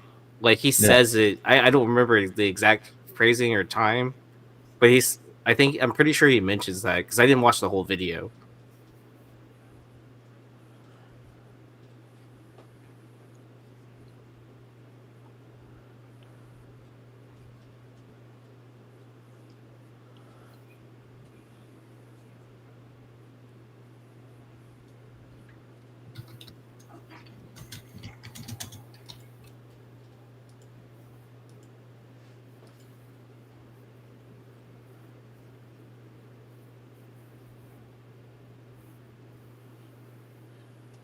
I'm just I get the process. They got to process it somehow. They're like someone's paying for 400 books here. Yeah. So it is what it is. I just think that they gave us not enough. The curtain's not quite back enough for us to understand when they're trying to help us out, trying to explain why people are getting that. And like I said, I was dealing with I was talking to a retailer who would get 9/9s and 10s out of books just like this, cardstock books, okay, and hands me an open pile and says, "Okay, now tell me that there aren't 9/9s and 10s in here." And there were 9/9s in the book of 25, unpressed, unpressed. They're cardstock. If it's brand new off the shelf, if it doesn't have the damage that he's saying right there, that's it. And a 9.8 isn't a perfect book. A 10's a perfect book. I don't know, man. Just him not opening books is weird. I hope he does say that. I forget. I'll go with the people. Of course, you have to open books, but this is. I mean, they're literally off the press books. It's a different way. It's a different way. I'm sure they did. I'm sure they check books. They're trying to tell you the defects on a 9.8 pre-screen. Like, are they gonna? What's typical? Is there a bunch of like double printed pages or something that just happen to happen? The only thing that I could think of, their uniform run through a fucking machine, right? The only thing that I can think of is, and you saw at one point where he was going through them, there was a piece of book or cover that was cut, like that was, and you get these in cards a lot, where it'll be like pieces of the card where that was cut off and supposed to be thrown away, end up in the pack. And you see in one point in this video, he pushes one of those pieces to the side, and that's the only thing that I could think of, is that one of those pieces, end up getting inside the book, and you have a piece of cardboard in the. That's the only thing I could really think of, unless there was like some type of weird printing process. Oh, there could be always a page that's like folded in half, where there's extra paper that wasn't, and the paper was like misaligned in the printing process. Like, have you gotten a book like that before, where it's like all fucked up on the interior, where it's like page is like folded in half like that or something like that? Yeah, I'm not going to justify that he didn't open. I'm not trying to justify the whole video. I'm just trying to explain what I think that their process was.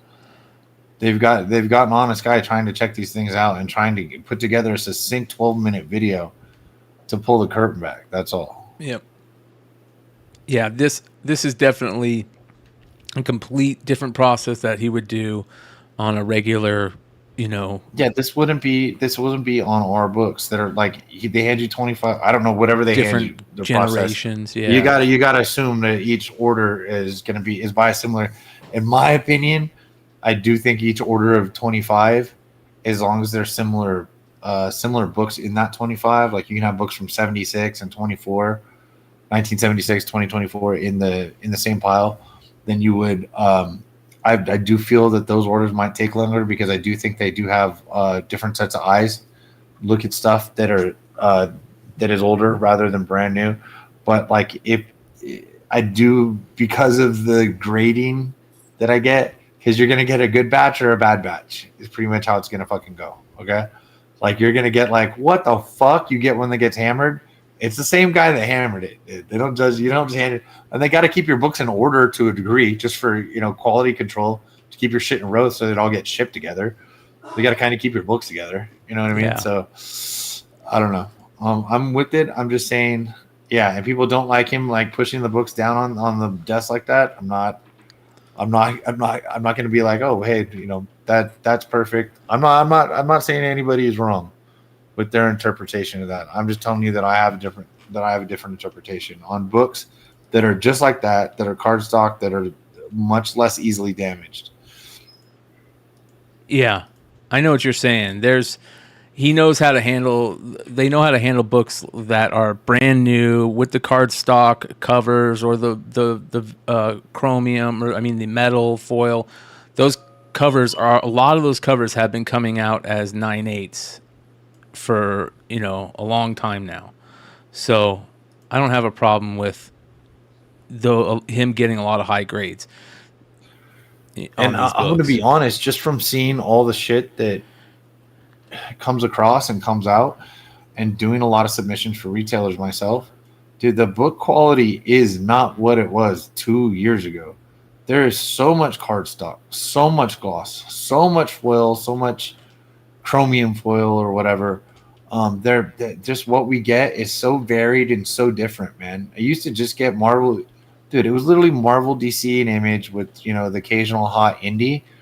All the paper is the same.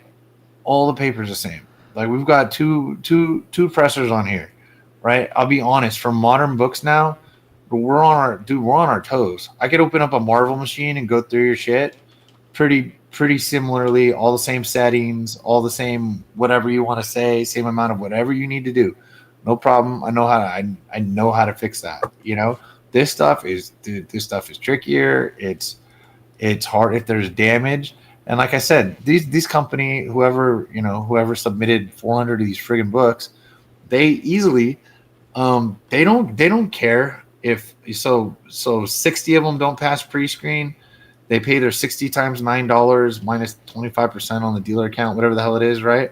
So yeah, they pay $400 or $500 not to get 9/8s. They come away with paying $18.75 a book for 10 10s, 11 79 9s, and then there you go. So I'm just saying these people don't care. But if we're looking at it like, why isn't our one copy judged like that?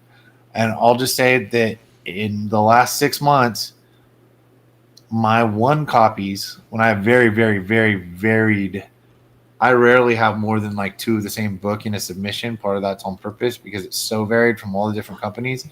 That is, and they're getting 9/9s, getting 10s, but they're in these type of books when I honestly do believe that they are made like that. Say what you want about the grades on the Pooh books and things like that. Those things, I know some of them are coming out of a distributor like in Arizona right now. They cut you a perfect product on that thin book. Say what you want, you like the gimmick, whatever, right? That doesn't matter. Those things are perfect, and the foil covers. I mean, they're beautiful refractor looking covers. Beautiful as if you don't like it, you don't like it. That's fine. But I'm telling you, you wipe off the fingerprints, call it a day. That's your. I think good to go. Yeah, I think that the only thing that that I have a problem with is him not opening them and checking for printer defects, i.e., like pieces left in the book and that. Other than that, yeah, I don't think there's a big reason to give him much heat. That type of stuff. This is proving one thing. I would love. Okay, now that they pulled it back, give me the 9/8 pre-screen. Give me an order of 10 copper books, okay, that are near mint. They're all near mint, okay? Like whatever, but very fine near mint or better, 9/0 to 9/8, and we're not gonna all start seeing bronze, marble 9/9s. I promise you, those are all already out there. An Ultimate Fallout 4 in 9/9, dude. Those things were poly bagged. Those are borderline 9/8s at best, and they all need pressed to get that line off the fucking back of them. Okay, you have to press an Ultimate Fallout 4 first print to get, not the variant, a first print because it was poly bagged and it pressed, and that line pressed when they were stacked pressed into the back of the book. That's it. If you have an Ultimate Fallout 4 in the poly bag and you want to preserve it without that becoming more permanent, I advise people to take it out. Some people I think we got Dennis in here who says you should grade it in the poly bag, and that's a different school of thought. I'm not going there. That's not my. I don't care one way or the other. The fact is that they don't. Okay, so to put to take that line out of the back of the book, you have to press that book. You're not gonna. I think they know better than to throw a 9/9 of that book out there. I'd like to hope. I don't know. I'd like to hope. Yep. Well, we'll see if they continue doing these videos. I hope they do another video with like a regular submission. We say regular, but from somebody who's just sending in a bunch of different books from different periods of time and that type of stuff. One of us, man. One of us. Yeah. Yeah. Yep. Exactly. So it's very interesting. They're walking a fine line right now. A really fine line. They're so worried to do a lot of stuff because they're going to do something that they don't know what they're doing, man. It's kind of a bummer. Yeah. Another year of submitting to PSA. Yeah. Yeah, exactly. Which is not what I'm going to do, but I preach this shit in regular life too. You try to take things for, if something's a microcosm, take it for the microcosm and judge it for what's put in front of you. If he didn't open the books, he didn't open the books. That's everybody's taking on. That's fine with me. That's fine with me. Just trying to react to what I'm being shown rather than what I'm not being shown. Yeah. Yeah. Well, all right. Let's get into some market report stuff. I got some good stuff in market report tonight. More comic heavy than normal, which is a good thing. And here we go. Starting off with a Feral retailer edition from Comix Pro, the Comix Pro variant. We talked about this with Trish last week on Saturday night. We talked about because that the Ashcan was on the Hot 10, and then they were on FOC that week. So now the retailer edition Comix Pro variant is starting to show up. There wasn't as many as the Ashcan, I don't think, and that's why we didn't see very many. And this one sold for $155. There was a couple sales on these at this level, so not bad for a raw Comix Pro variant. Showing a little love for that series before it even comes out. Good stuff. Power Girl number 6, the Guillermo March variant. Is it Guillaume? Is that how you say it? William? I know it's a version of William. I don't know if it's said that way.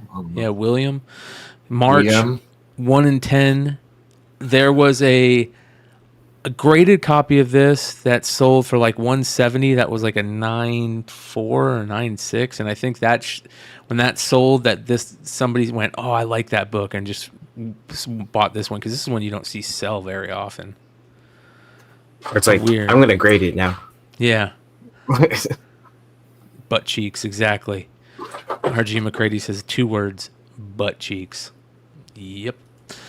Venom Zero, the Italian edition, aka the platinum cover for the what is the title of this series? Venom. Oh, Lethal Protector. Lethal Protector. Yeah, I love this platinum version. It's gorgeous with the blue. Man, I remember when these were like $20 to $50. Yep. Next, we've got our Rose Besh 1 in 25 from Silk number 2. Remember, this book was a monster.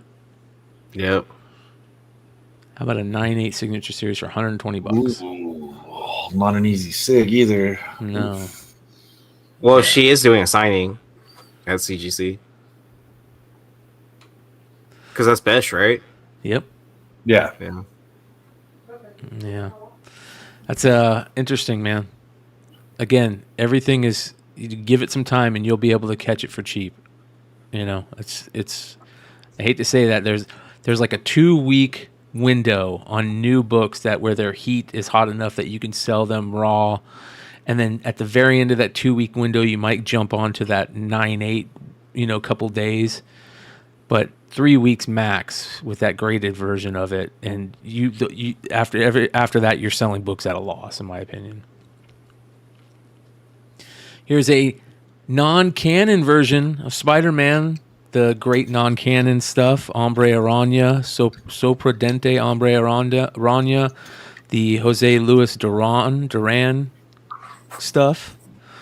Not the best of those covers, but you gotta love how they use the Miss Marvel stuff and they kind of add to it.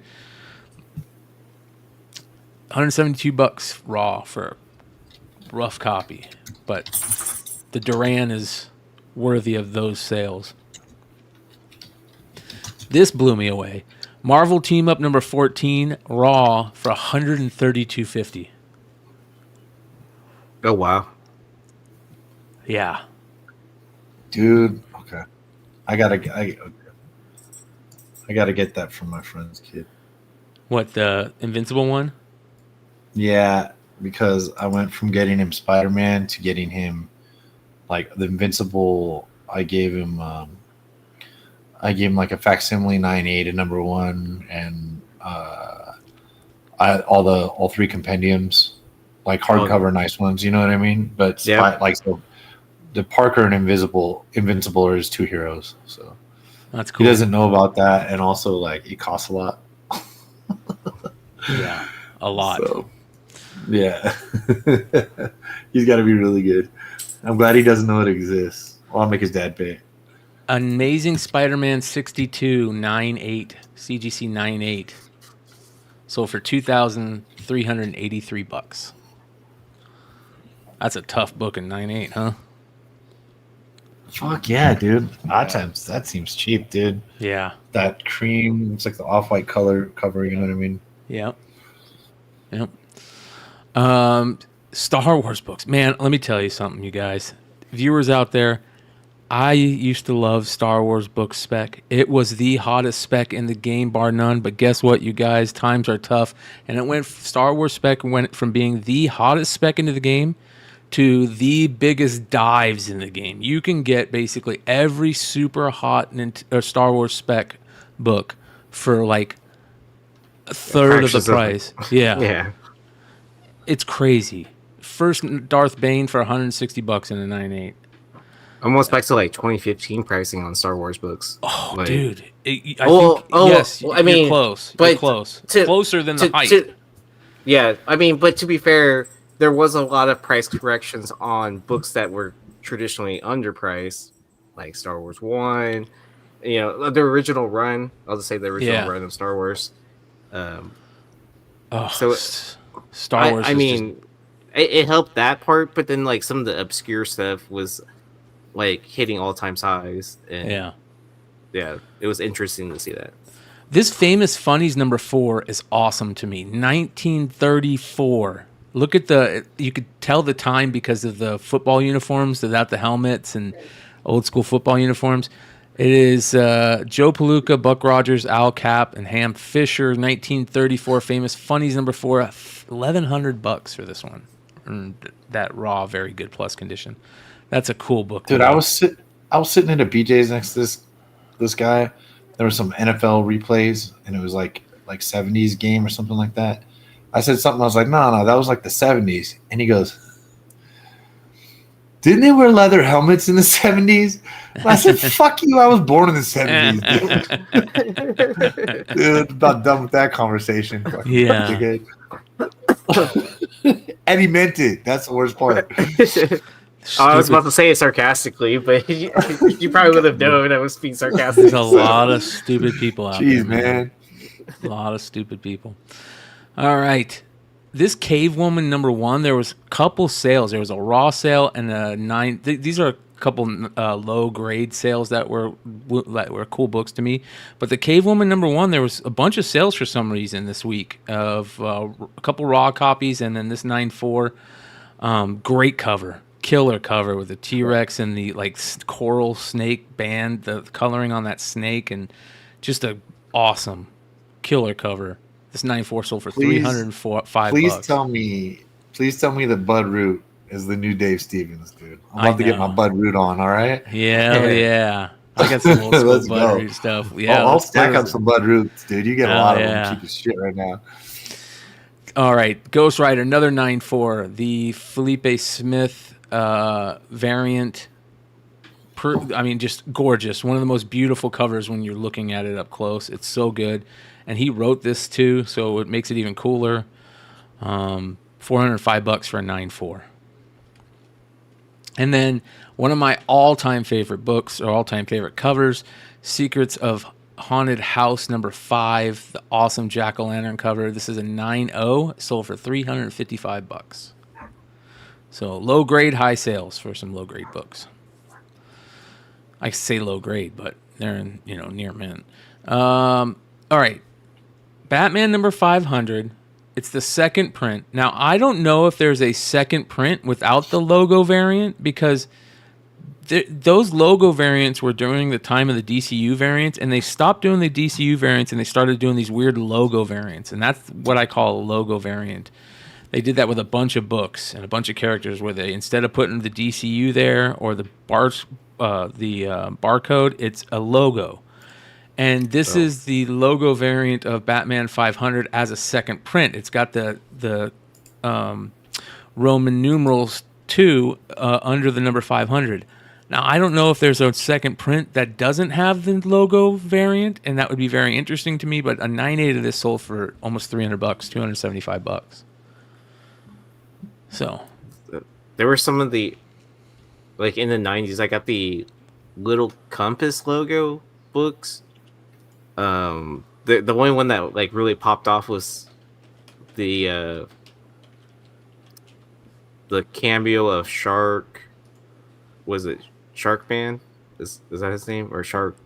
Yeah, the Robin one. Yeah, that was the only one that like kind of really took off. But other than that, yeah.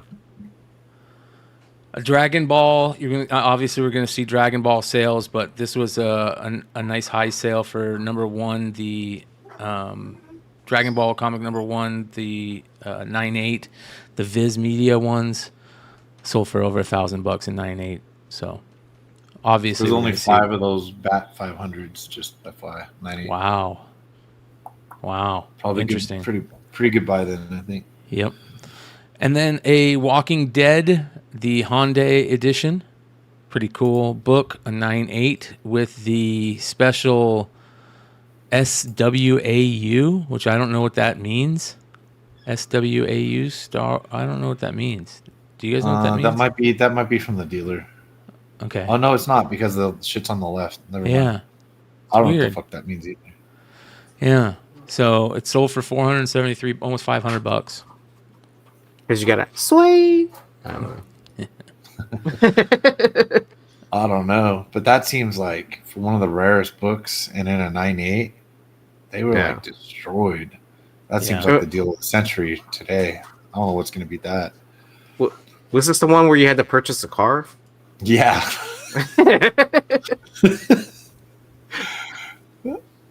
What's more valuable now, the car or the comic?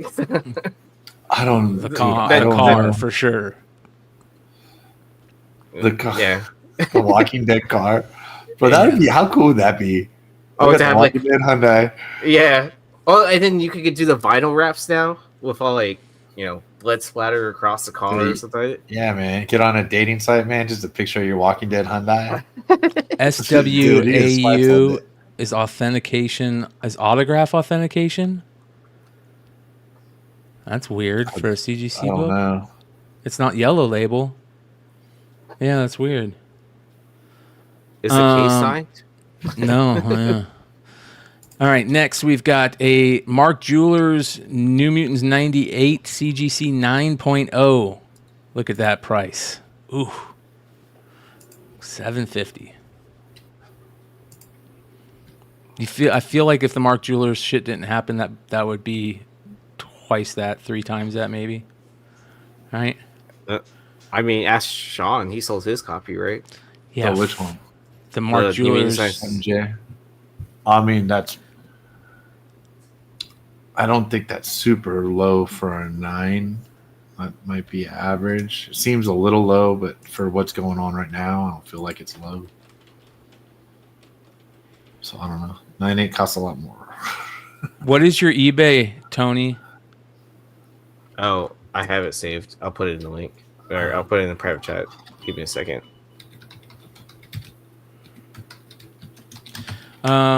This book in the middle is kind of crazy. I've never seen that before. Tales from the Ozone. It's got Robert Crumb art in it. $175 raw. That's nuts. All right, here is our boy Tony's eBay page, you guys. If you want to get some great deals, go check it out. We're going to show him some love real quick and take a look at what he's got going on. Yeah, he's rocking 50% off most of the store. Looks like 99% of the store, except for some auctions. Look at that, David Bowie. That's badass. Yeah, 50% off most of it. That's crazy. You can get the Milo Manera, Penthouse Comics. You got a lot of good books here. You got The Hood, number 1. Look at that Hot Dog magazine, that Mario magazine.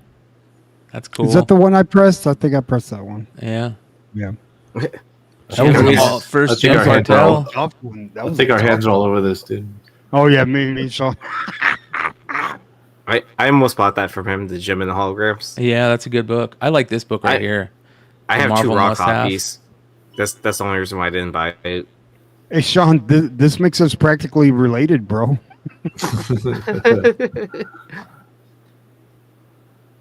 You're like Eskimo brothers. Look at this, dude. The Pressman for $249. What grade? Autographs, too. Oh, 9.6 too. Oh man.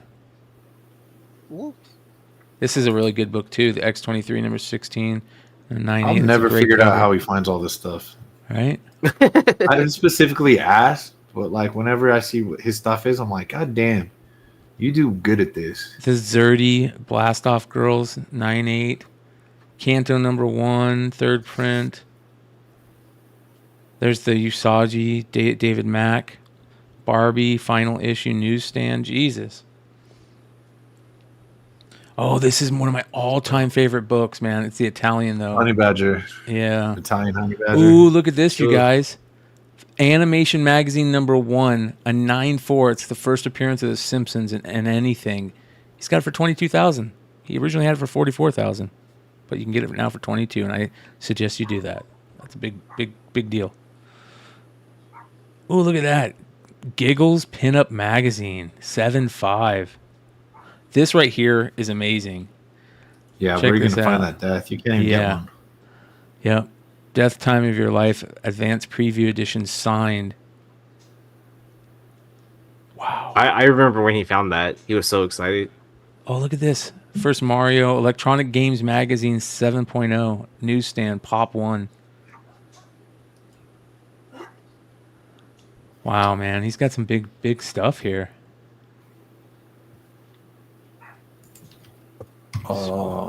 Threw a link in the live chat. So I don't know why I didn't. I love this book. Did you. Never mind. I love this book. Hell yeah, dude. That thing's a ghost, dude. I love that book, man. I need to get that. Ooh, there's an Archie. Oh, here's a Sandman 75 second print. But it's newsstand. Newsstand. Dude, that is crazy. Not second print, it's just the newsstand, but that's even more rare than the second print. Okay. It's even more rare than the second print? Oh. Yeah. He wrote not second print. Yeah. Damn, man. Which is Holy smart, cow. because then that'll probably show up in the second print searches. I love this book too, right here. The Mondo, Big Trouble in Little China. Nice. They got a 9.9 on that. Wow. Here's the Bitter Root 8, The Purple Rain. He's got a Walter Payton and Fridge Time Magazine. That's cool. Oh, look at that. He's got the Al Capone Vampire. I got a couple of those. Shout out to Billy. This is a beautiful cyber. This is one of the books that we were just looking at.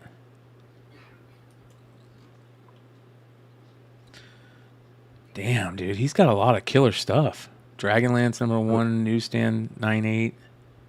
Looks like a lot of Kickstarter books too. On Yeah. top of that, Jesus.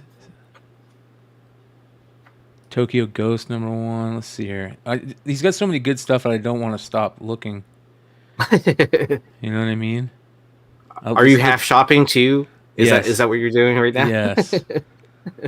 100%. Sandman number 25. Oh, it's just an 8.5. That's something he threw up there, it looks like. 9.8 on the gold foil. X-Men 29. Video games.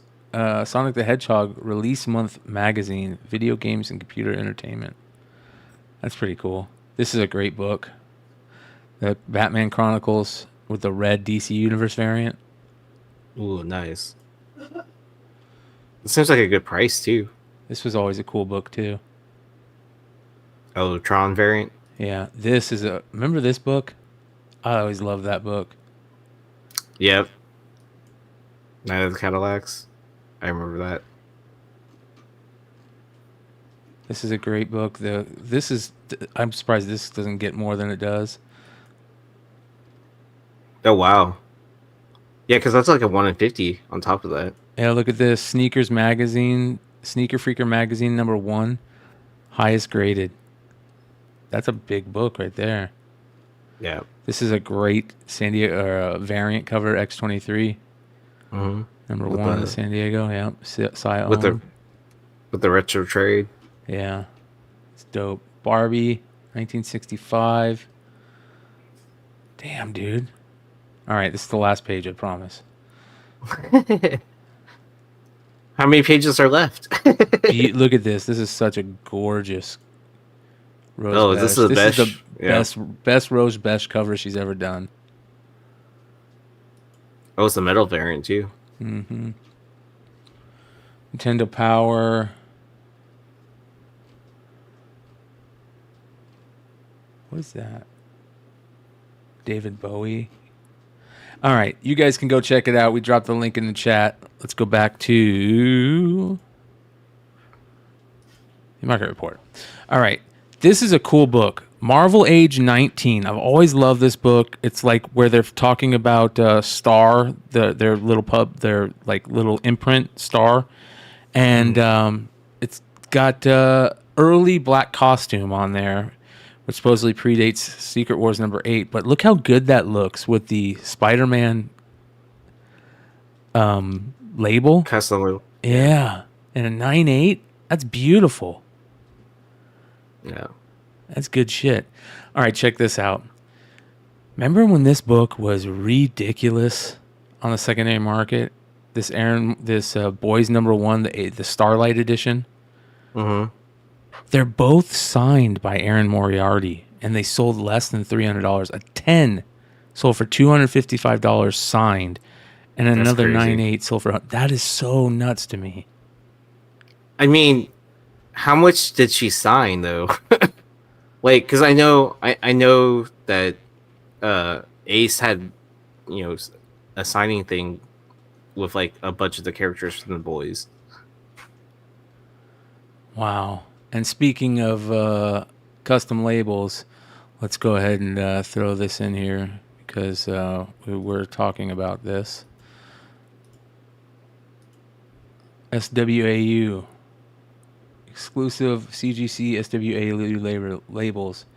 SWAU is excited to announce that Certified Guarantee Company, aka CGC, is now official grading service for all signings and exclusive comics variants through SWAU. This includes all signings at future Read Pop events. To commemorate this partnership, CGC has created an all-new exclusive custom label that are available exclusively through submissions for SWAU. Wow, that's interesting. That's weird. It's kind of weird to me. I don't know if that smells... If the smell test works there, I might have to look into that more. All right, speaking of Superman breaking the chains, here's the original Superman number 11. Sold for $1,689 in a 3.5. Beautiful book right there. Love to own that. Mm-hmm. Next. Oh my fucking God. Yeah, Dave Stevens. Right as Joe drops out, I'll say "Mama" for him. Sheena. Mama.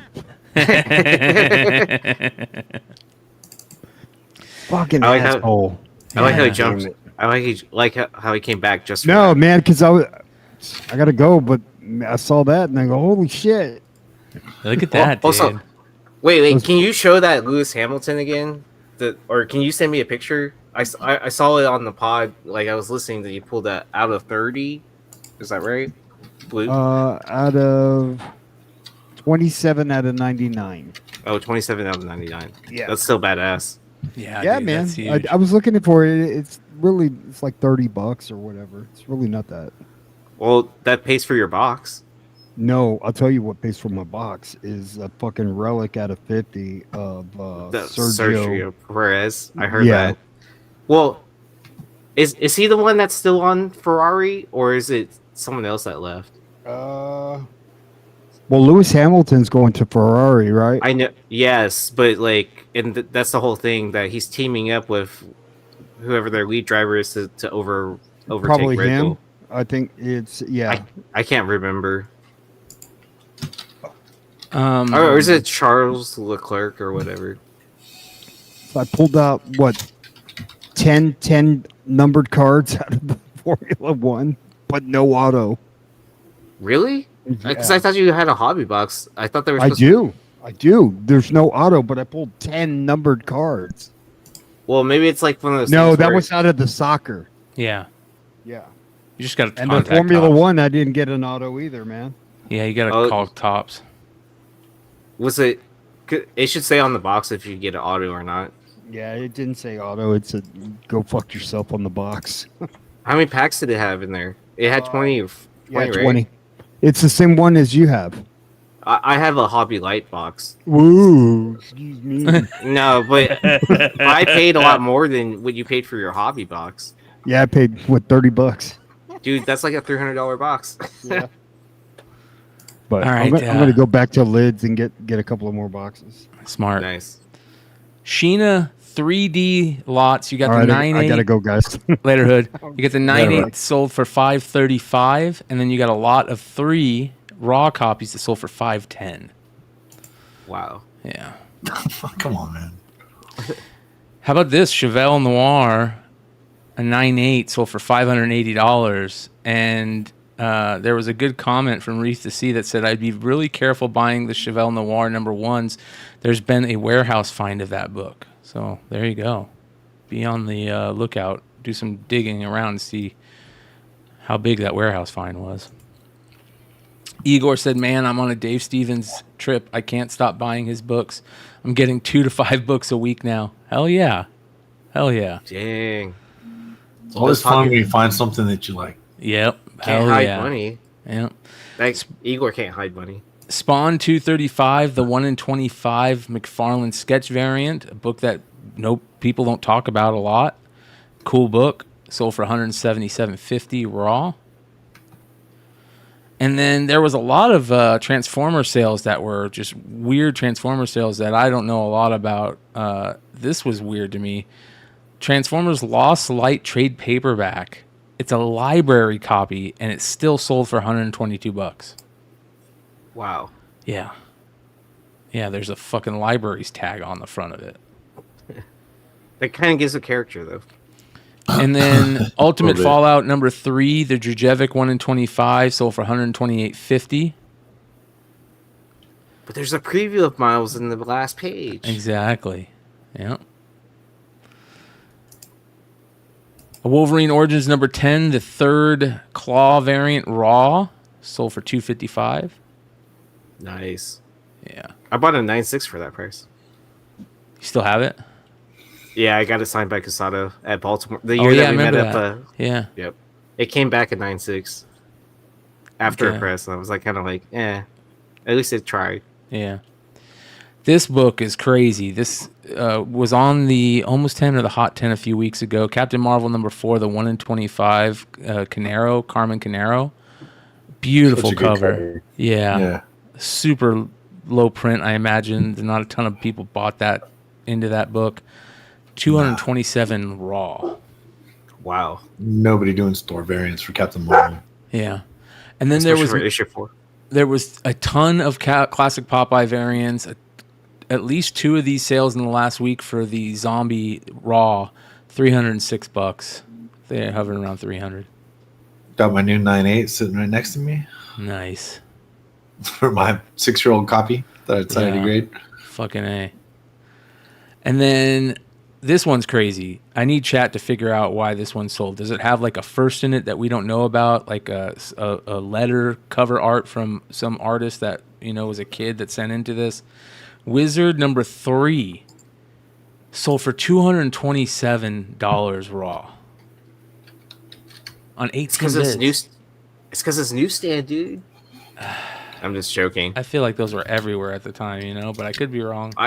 I mean, but Wizard was like at every, major Comic distribution. I mean, not just comic shop, but like, you could go to a 7-Eleven or whatever, yeah, or a Stop and Go and pick it up. yeah. So Yeah, dude. I mean, honestly, I looked forward to the Wizard as much as I did any comic of any month. Yep.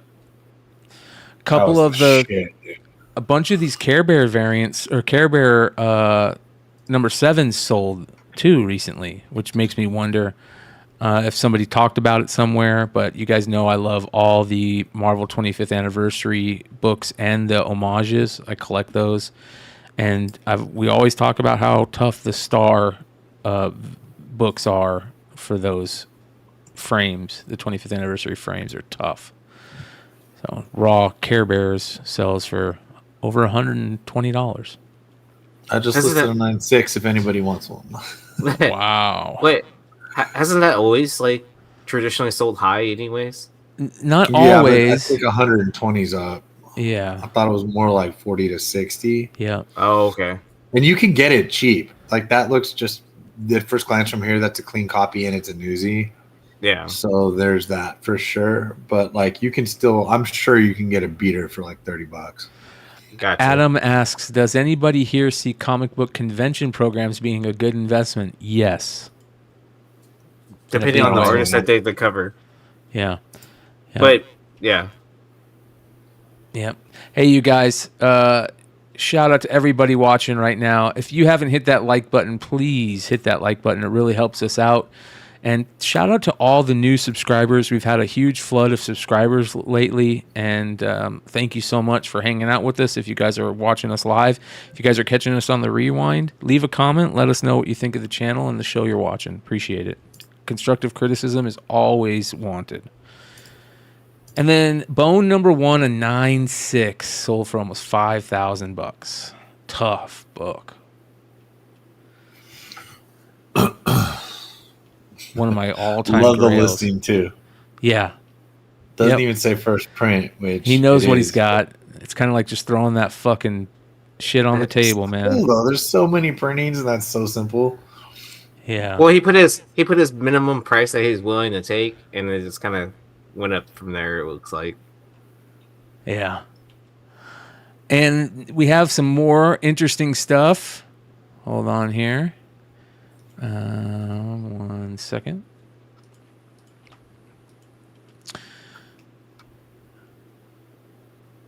We have got a Yu-Gi-Oh! Volume 1 English manga from 2003 that's hollow foil. Sold for almost $200. Wow. Yeah. And then 2 great Mega Man books from the original Dreamwave run. Both number 1s. Variants. One, the regular, I'm guessing, is the 152. And the other one must be a variant. I don't know if they're ratios, but 204. That's Scotty Young. Both of them, huh? Oh, yeah. No, the middle one. The middle one? The middle Yeah. one. Yeah. Yeah, we book. talked about that. We talked about Long Story Short. There we go. I want to say Hunter found a copy, or Ninth Wonder, he found a copy. I want to say Newsstand of the Scotty Young Mega Man. Wow, that's insane. Yeah. I didn't even know Dreamwave I got a did hollow newsstands. foil 9.8 up. Anybody's interested? Just Shameless plug. Hell yeah. Well, I'm just saying that's the fucking rare one. Yeah. All right, a couple of cool video game sales. A 1982 Spider-Man from, I think, Atari. Is this Atari? No, yeah, Atari 2600. A 9.6, a Water 9.6 sold for $338. It's from 1982. Wow. And then another one that's even older, 1979 Superman from Atari 2600. And this time a Wada 8.0 sold for $167. That's cool. Yeah. And this blew me away. I feel like this is one of the coolest things that we've seen on this channel. I bet you this is super, super rare. It says vintage original Huey Newton Black Panther poster. It's called Him on a Peacock Chair. From 1967, sold for almost $1,300. Wow. Yeah. I feel like that is like super rare. And then we've got a couple more here, really good ones that deserve their own pages to talk about. This was super cool. This one seller sells a ton of old school Chinese ephemera, just tons of it. And he sells these like comics, and they sell for a grip. Look at this, 1952 Chinese comic, $274. This one sold for $365 from 1954. I mean, crazy cool looking. Those are worth money? No, I'm just joking. Look at that, dude. Yeah, but these are badass. Right? This is crazy cool. Just a historic fact about them. Yeah.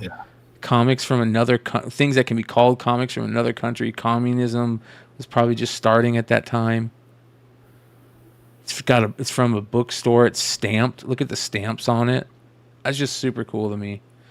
Did it say Hong Kong on the stamp? Indonesia. Oh, okay. Yeah, but super cool, man. I mean, look at all these. There's just a ton of them that he's got. He sells a ton of ephemera, but a lot of these comics, little comics too, old school books, records. All right, check this out. Superman Man of Steel number 19, the pack. It's got all, these are the DCU variants. 19 third print, Man of Steel 19 third print, and Funeral for Adventures of Superman number 498, the DCU. This is a fourth print DCU variant. And look what else. You've got the Justice League of America number 69 third print logo variant. Oh boy. Oh wow. Second print for $200. $223 for all of these, dude. They didn't, dude. How do I That should have been on this? Doesn't that make you sick? That should have been the top cover one, like first picture. And it looks pretty fucking good considering. Yeah, they didn't know. Well, there's no that clue. spine take right there. I don't think that's the spine tick. I think that's just the plastic. I got Dino on 98. This book is one of the rarest books you will ever see. Supergirl number 686, the second print DCU. I hope it was one of those people that collect DCU variants. I'm in that chat. Nobody bragged yet, but it ended yesterday, so they're probably waiting until they get it home. Look at all these They're books. gonna message you on the chat and be like, "Dang it, BigLegg! I want to surprise the group." Oh man!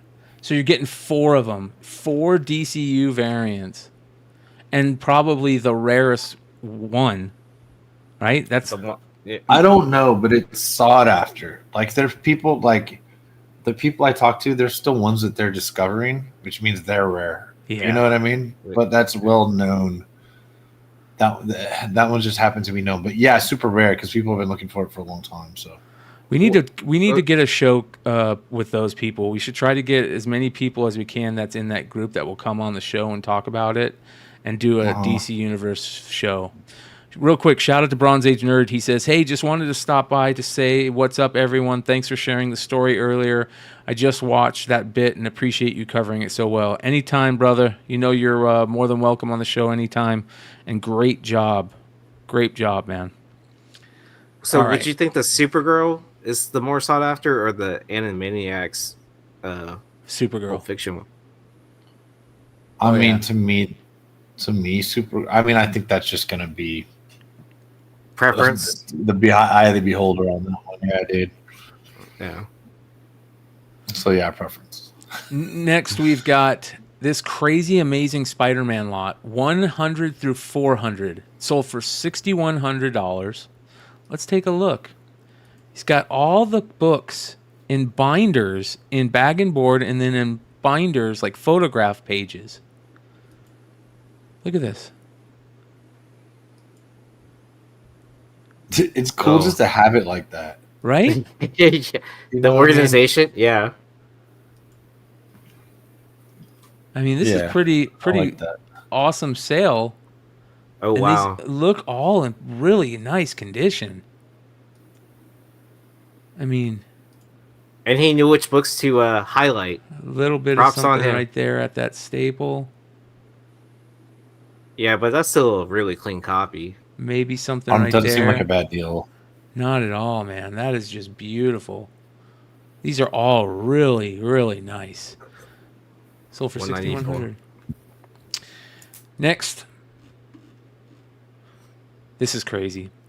Doom 2099 #1 newsstand cover air. It doesn't have the black etching on the outside.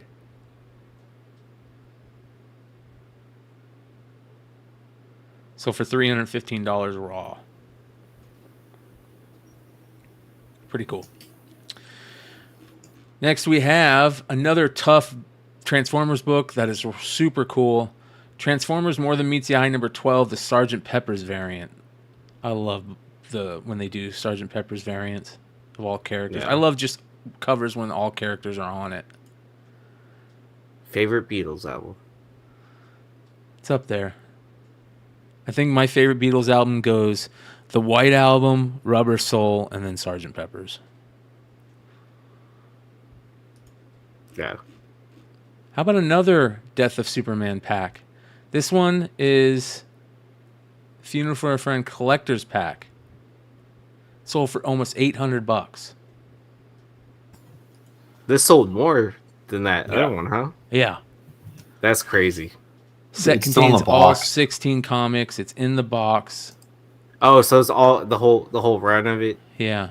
But I don't think they're Oh. DCU variants. I don't know. I have to let us know if anybody knows. I think they are. So They so are? that yeah, that it one was right in my there. DCU. It was in my DCU chat. Okay. I'm like So- the worst lurker in there. I'll be like, good pickup. I have no idea.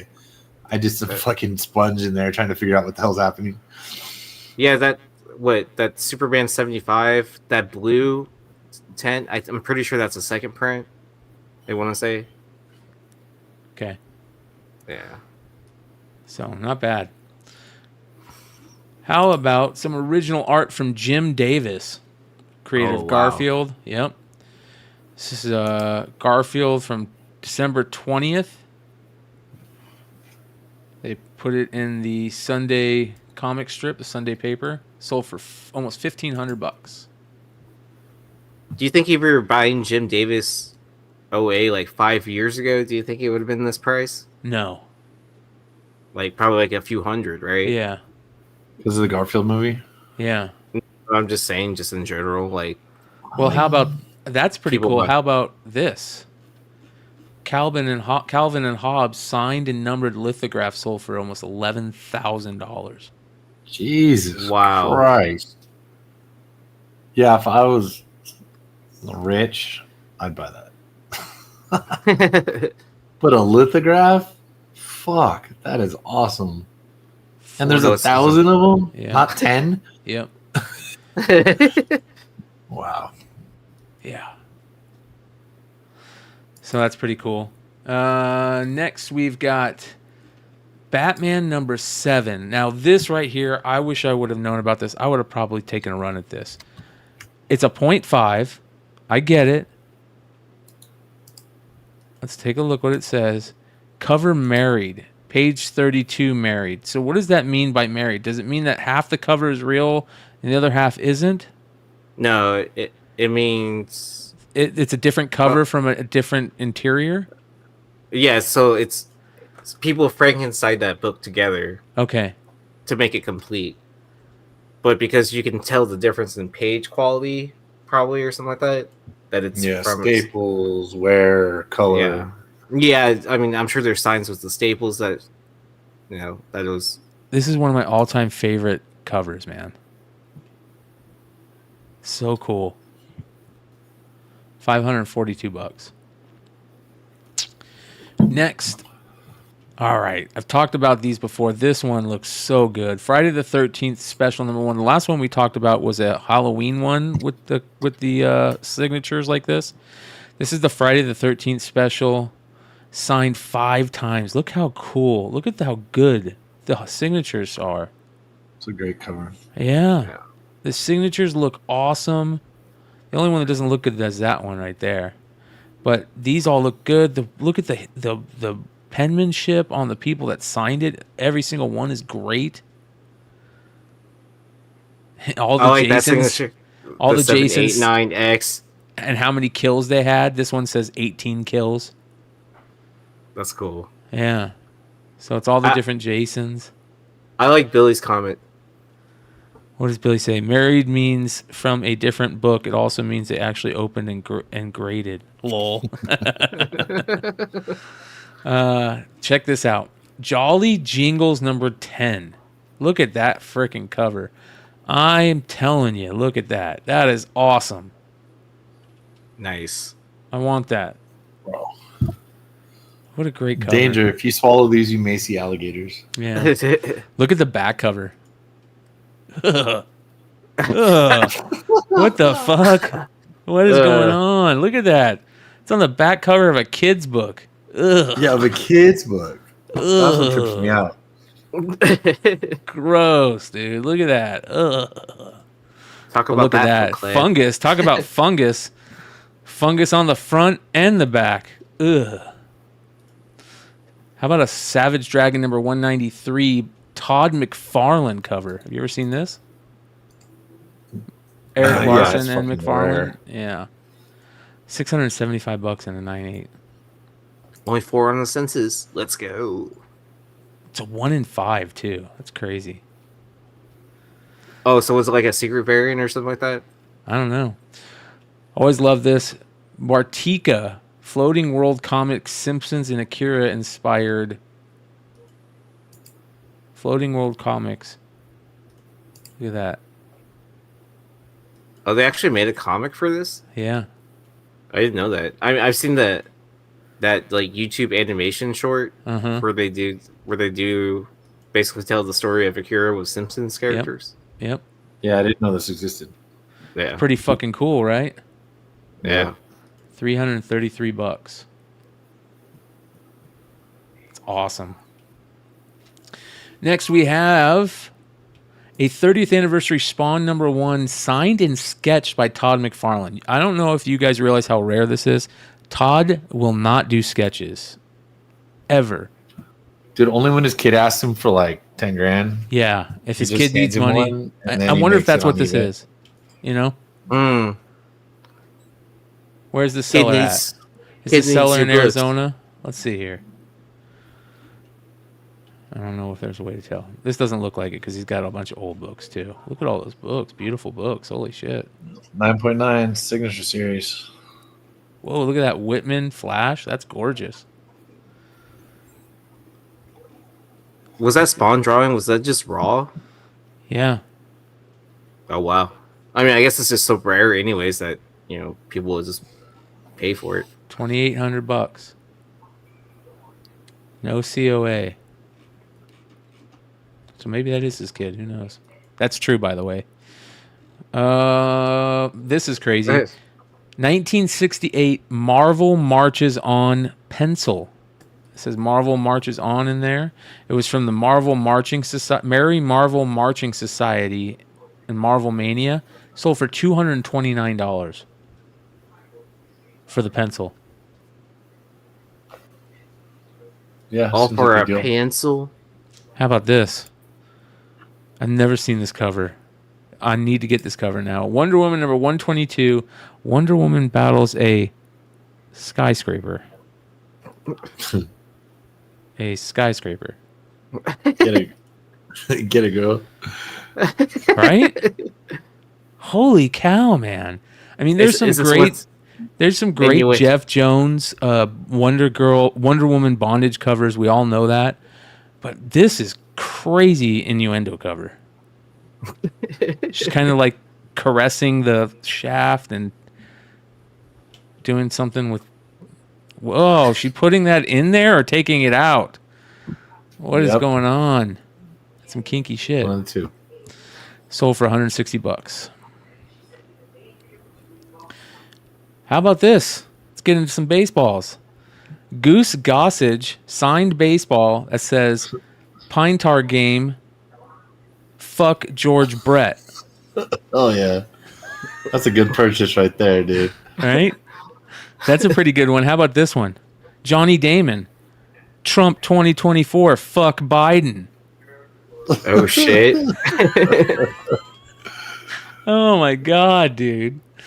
All right, this is awesome. I wish Hood was still here to see this. 1996 McDonald's All-American High School basketball game program, and look who that is on the cover. I think that's Kobe. Yeah. I think that's Kobe. Nice. Yeah. Well, That's Redhood nuts. probably has like 5 of these anyways, or at It least only sold for $161. I think that's Kobe. It looks like it. I could be wrong though, but he's on this team. Yeah, so's a guy I played against in high Who? school. Corey Benjamin. Really? He was he got his brother went to Oregon State, so he went there. He got drafted by the Bulls, I played against him. He was in my league. He went to Fontana. I went to Victor Valley. And you're like, He would dunk on "Damn." us a lot. Until you guarded him, right? And you just like slammed that shit. No, it was literally just part of joking. my. Yeah, actually, here's a dunk contest with both of them I just found. But yeah, no, but it would be my. I was supposed to go foul people, right? So okay. So that's Corey Benjamin, right? So like we played against a dude who would do that in warm-ups. And Tim Thomas. Yeah, Tim Thomas could. We didn't know he could ever jump, but yeah. Lister Earl. But yeah, so good old McDonald's All-American. So that was I think that was it. So This is high school. Look at Kobe, 6'6" in high school. Yeah, so was Ooh. So was Corey. Yeah, there's Corey, 6'6". Benjamin. Yep. Yeah. Wow. Imagine that. Oh, one time we're heckling him from the bench. He threw his gum at us. Yeah. Other than I did get a lot of pickup games at UCLA in the men's gym because like those players, which would be a whole lot better than us, and a lot of them went to the NBA. I was but yeah. Anyway, That's crazy. Played a little against Corey Benjamin, and he could have. Yeah. Well, that's a good way to end the market report for March 13th, 2024. Good shit. Can I show off something that I got that's not comic related? So Of I figured course. this is the show. Yeah. All right. So eBay authentication, right? Kaboom! Is that the We got rookie a year? Jaw Kaboom. I bought a Jaw Kaboom. Is it the rookie year? No, it's not. Oh. Does he have a sadly. Kaboom rookie year? Yes, he does. Wow, that's way nice. too expensive. Yeah. What does that one usually go for? I got this for around $400. Wow. So Nice. it is down in price. I watched another one, I think for the next year or something like that, and then that one ended up selling for like $600. So I snuck in at the right time Yeah. to get this one. Did you guys see that 8 Billion Genies got optioned? Yeah. Well, it was already Oh. optioned like before it even fucking dropped, Yeah. right? But they And have then- there's like more news. Seth Rogen is attached to it now. Yeah. Oh, so Billy, eBay authentication for cards and shoes go to from the seller. It goes to another person. They authenticate it to make sure it's the like anything high dollar end. It's the goes through item this they say it verification. is. Yeah. Yeah, they verify. They send it to an expert, like someone to PSA or SGCs, something like that. And then once someone verifies that it's the real deal, they send it to the buyer. It takes a little bit longer, but I'd rather have that in place than get screwed. Yeah. Like buying a card and then sending it to PSA and getting it rejected because it's not a real card. Yeah. Yeah. Yeah. Keith got one a while ago, and he's probably pretty fucking happy now, I think. But he got a Justin Fields reject. Oh, really? Mm-hmm. Oh, I've had. Yeah, because I remember. Yeah, I remember. I He don't was looking remember for what it was. I mean, it was an expensive Justin Fields card, and it was. it was like they said sorry, your card didn't pass. They gave him his money back. Yeah, it was like a silver rookie prism, I want to say, or something like that. Well, have you seen the Or- prices on the sales Something. of It was something like that, but yeah. 1920, 19-20, Panini seal. Look at the prices on this shit. This shit's gonna blow you away. On sealed prices on 2920 stuff, it is so cheap. Oh yeah, $160 for this hobby box of Select. yeah, but it's the T-Mall edition. Oh, hold on. So those were already like $80. There's more. Don't buy a mega box of Prism. No. Those are the worst things in the world. Don't buy a Now, they blaster. wouldn't Prism. go up. They wouldn't go up in. They wouldn't go up in value. So I was like, I'm not going to make $10 on eBay. So I opened mine, and then they were like $800 4 months later. Dude, these hanger boxes are awesome because they got the hangers were the bomb, dude. Yeah, variations. $36, dude. You can get them now for. Oh wow. My first ever one of those I hit. Oh wow. It wasn't a rack bat. I hit whatever it was. I hit a John Morant orange cracked dice. Yeah, I remember that. And I just kind of got it gotten back in. So I was like, oh, this is cool. One of the best cards I've still ever hit. But you missed that hype time period too, like where you could sell it in the height of it all. Yeah, I still have it, so there's that at least. Yeah. First off the line mosaic hobby box for $400. That is crazy. Sold through Proboscene too. How about this? A fast break box of 1920, $275. Wow. There's more. There's a hobby box. Here's a first off the line hobby box of Prism for $1,000. This is so low. Check this out. 2019-20 Panini Prism cello packs, retail cello packs. You get 12 cellos for $200. Damn, I paid way more for like multiple cello packs. Yeah. Just chasing Jaws out of that, and I kind of sucks. I could have bought a whole box myself for $200. Oh, bro, it's crazy. It's because none of those players, all those players have shit. Jordan Poole's gonna get fucking ran out the league. Zion's good, but he's not as good. Jaw's good, but he fucking puts his foot in his mouth or gets hurt. Yeah. Colby White never amounted to anything, right? I would love to get this too. Here's what about Tyler Hero. Look at he's good, but none of those cards are worth anything. The only He cards got, that are worth injured. anything are Darius Garland, Jaw. On John Morant though, dude.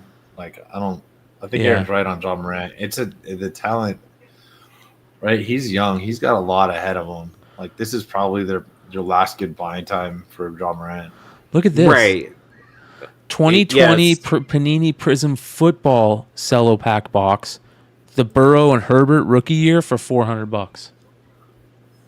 Yeah, but if he messes up one more time, like majorly, like he's out, like flashing guns or whatever, like I'm done with him. I mean, a mosaic cello box, $150, dude. This is nuts. This is so crazy to me. A retail box. These have the I pulled that pulsars Jaw in it. out of that about a solo pack. Oh man, look at this. This is nuts to me that these have dropped so much, and this tells you don't buy Panini retail unless it's dropping to these prices. Then now you're just fucked, man. Like Vinny literally proved that the Wemby's a SSP, just his base, Yep. Yeah. A retail box for $220, dude. I'd almost just have to fucking go with it. Right? Here's a 2020 Donruss Optic football cello box for $430. I mean, Burrow and Justin Herbert are still great spec plays. I mean, those guys are studs. So, Panini retail is just rough. It can be super rough, but it's cheap right now. It is cheap. All right. Anything else you guys can think of? You got any pickups or anything? Leg? No. We all know what the Adam Hughes shit looks like, and they're in the other room. Yeah. So Yeah. the virus. So I think we're good. Yeah. Yeah. We'll keep an eye on all the drama and stuff with this AI craziness. Oh, you got yours? There you go. I got 3 models. Yeah. Oh yeah, I just have the paper. You're smart. Those medals are damaged. Is yours damaged? You said one of them was. I got one good. I got one good medal, one fucked up medal, and then I didn't look at the inside of the metal page of Spine. I don't think they're going to grade that part. They know it's glued on there. Yeah. I'm looking at the inside pages in the back, and so one was like crumpled fuck. The other one had a crease, and the other one is just enough bend that I think I'll be okay with it. So we'll see. Good. That's awesome. So I'm okay with yeah. All right. Well, that is the show, I think, for tonight, you guys. Make sure to hit that thumbs up on your way out. 119 live till the end. Thank you so much. And appreciate all you guys hanging out with us. By the way, hit up the Discord. Join the Discord. Be on the lookout in the card break section or the sports card section. There'll be a card break section that I will put the buy-in for the pack war on the Fat Pack game. Mine doesn't work. I don't know why. Oh, I can't get this one to work ever. Yeah. But I get the heart one. Yeah. The heart works. Here you go. That would be awesome if that was one. Yeah. I know, right? Microsoft doesn't do shit for us. Let's go, Apple. Yeah. Microsoft's like, we've been fucking you for years. We'll take it. Yeah. All right, you guys. Again, check out the Discord. Get in on the 108-pack Fat Pack case of Topps baseball that we're going to be doing pack war style. I'm going to be offering 3 packs at 3 packs at $25, 5 packs at $40, or 10 at $75. And if you pull the lowest numbered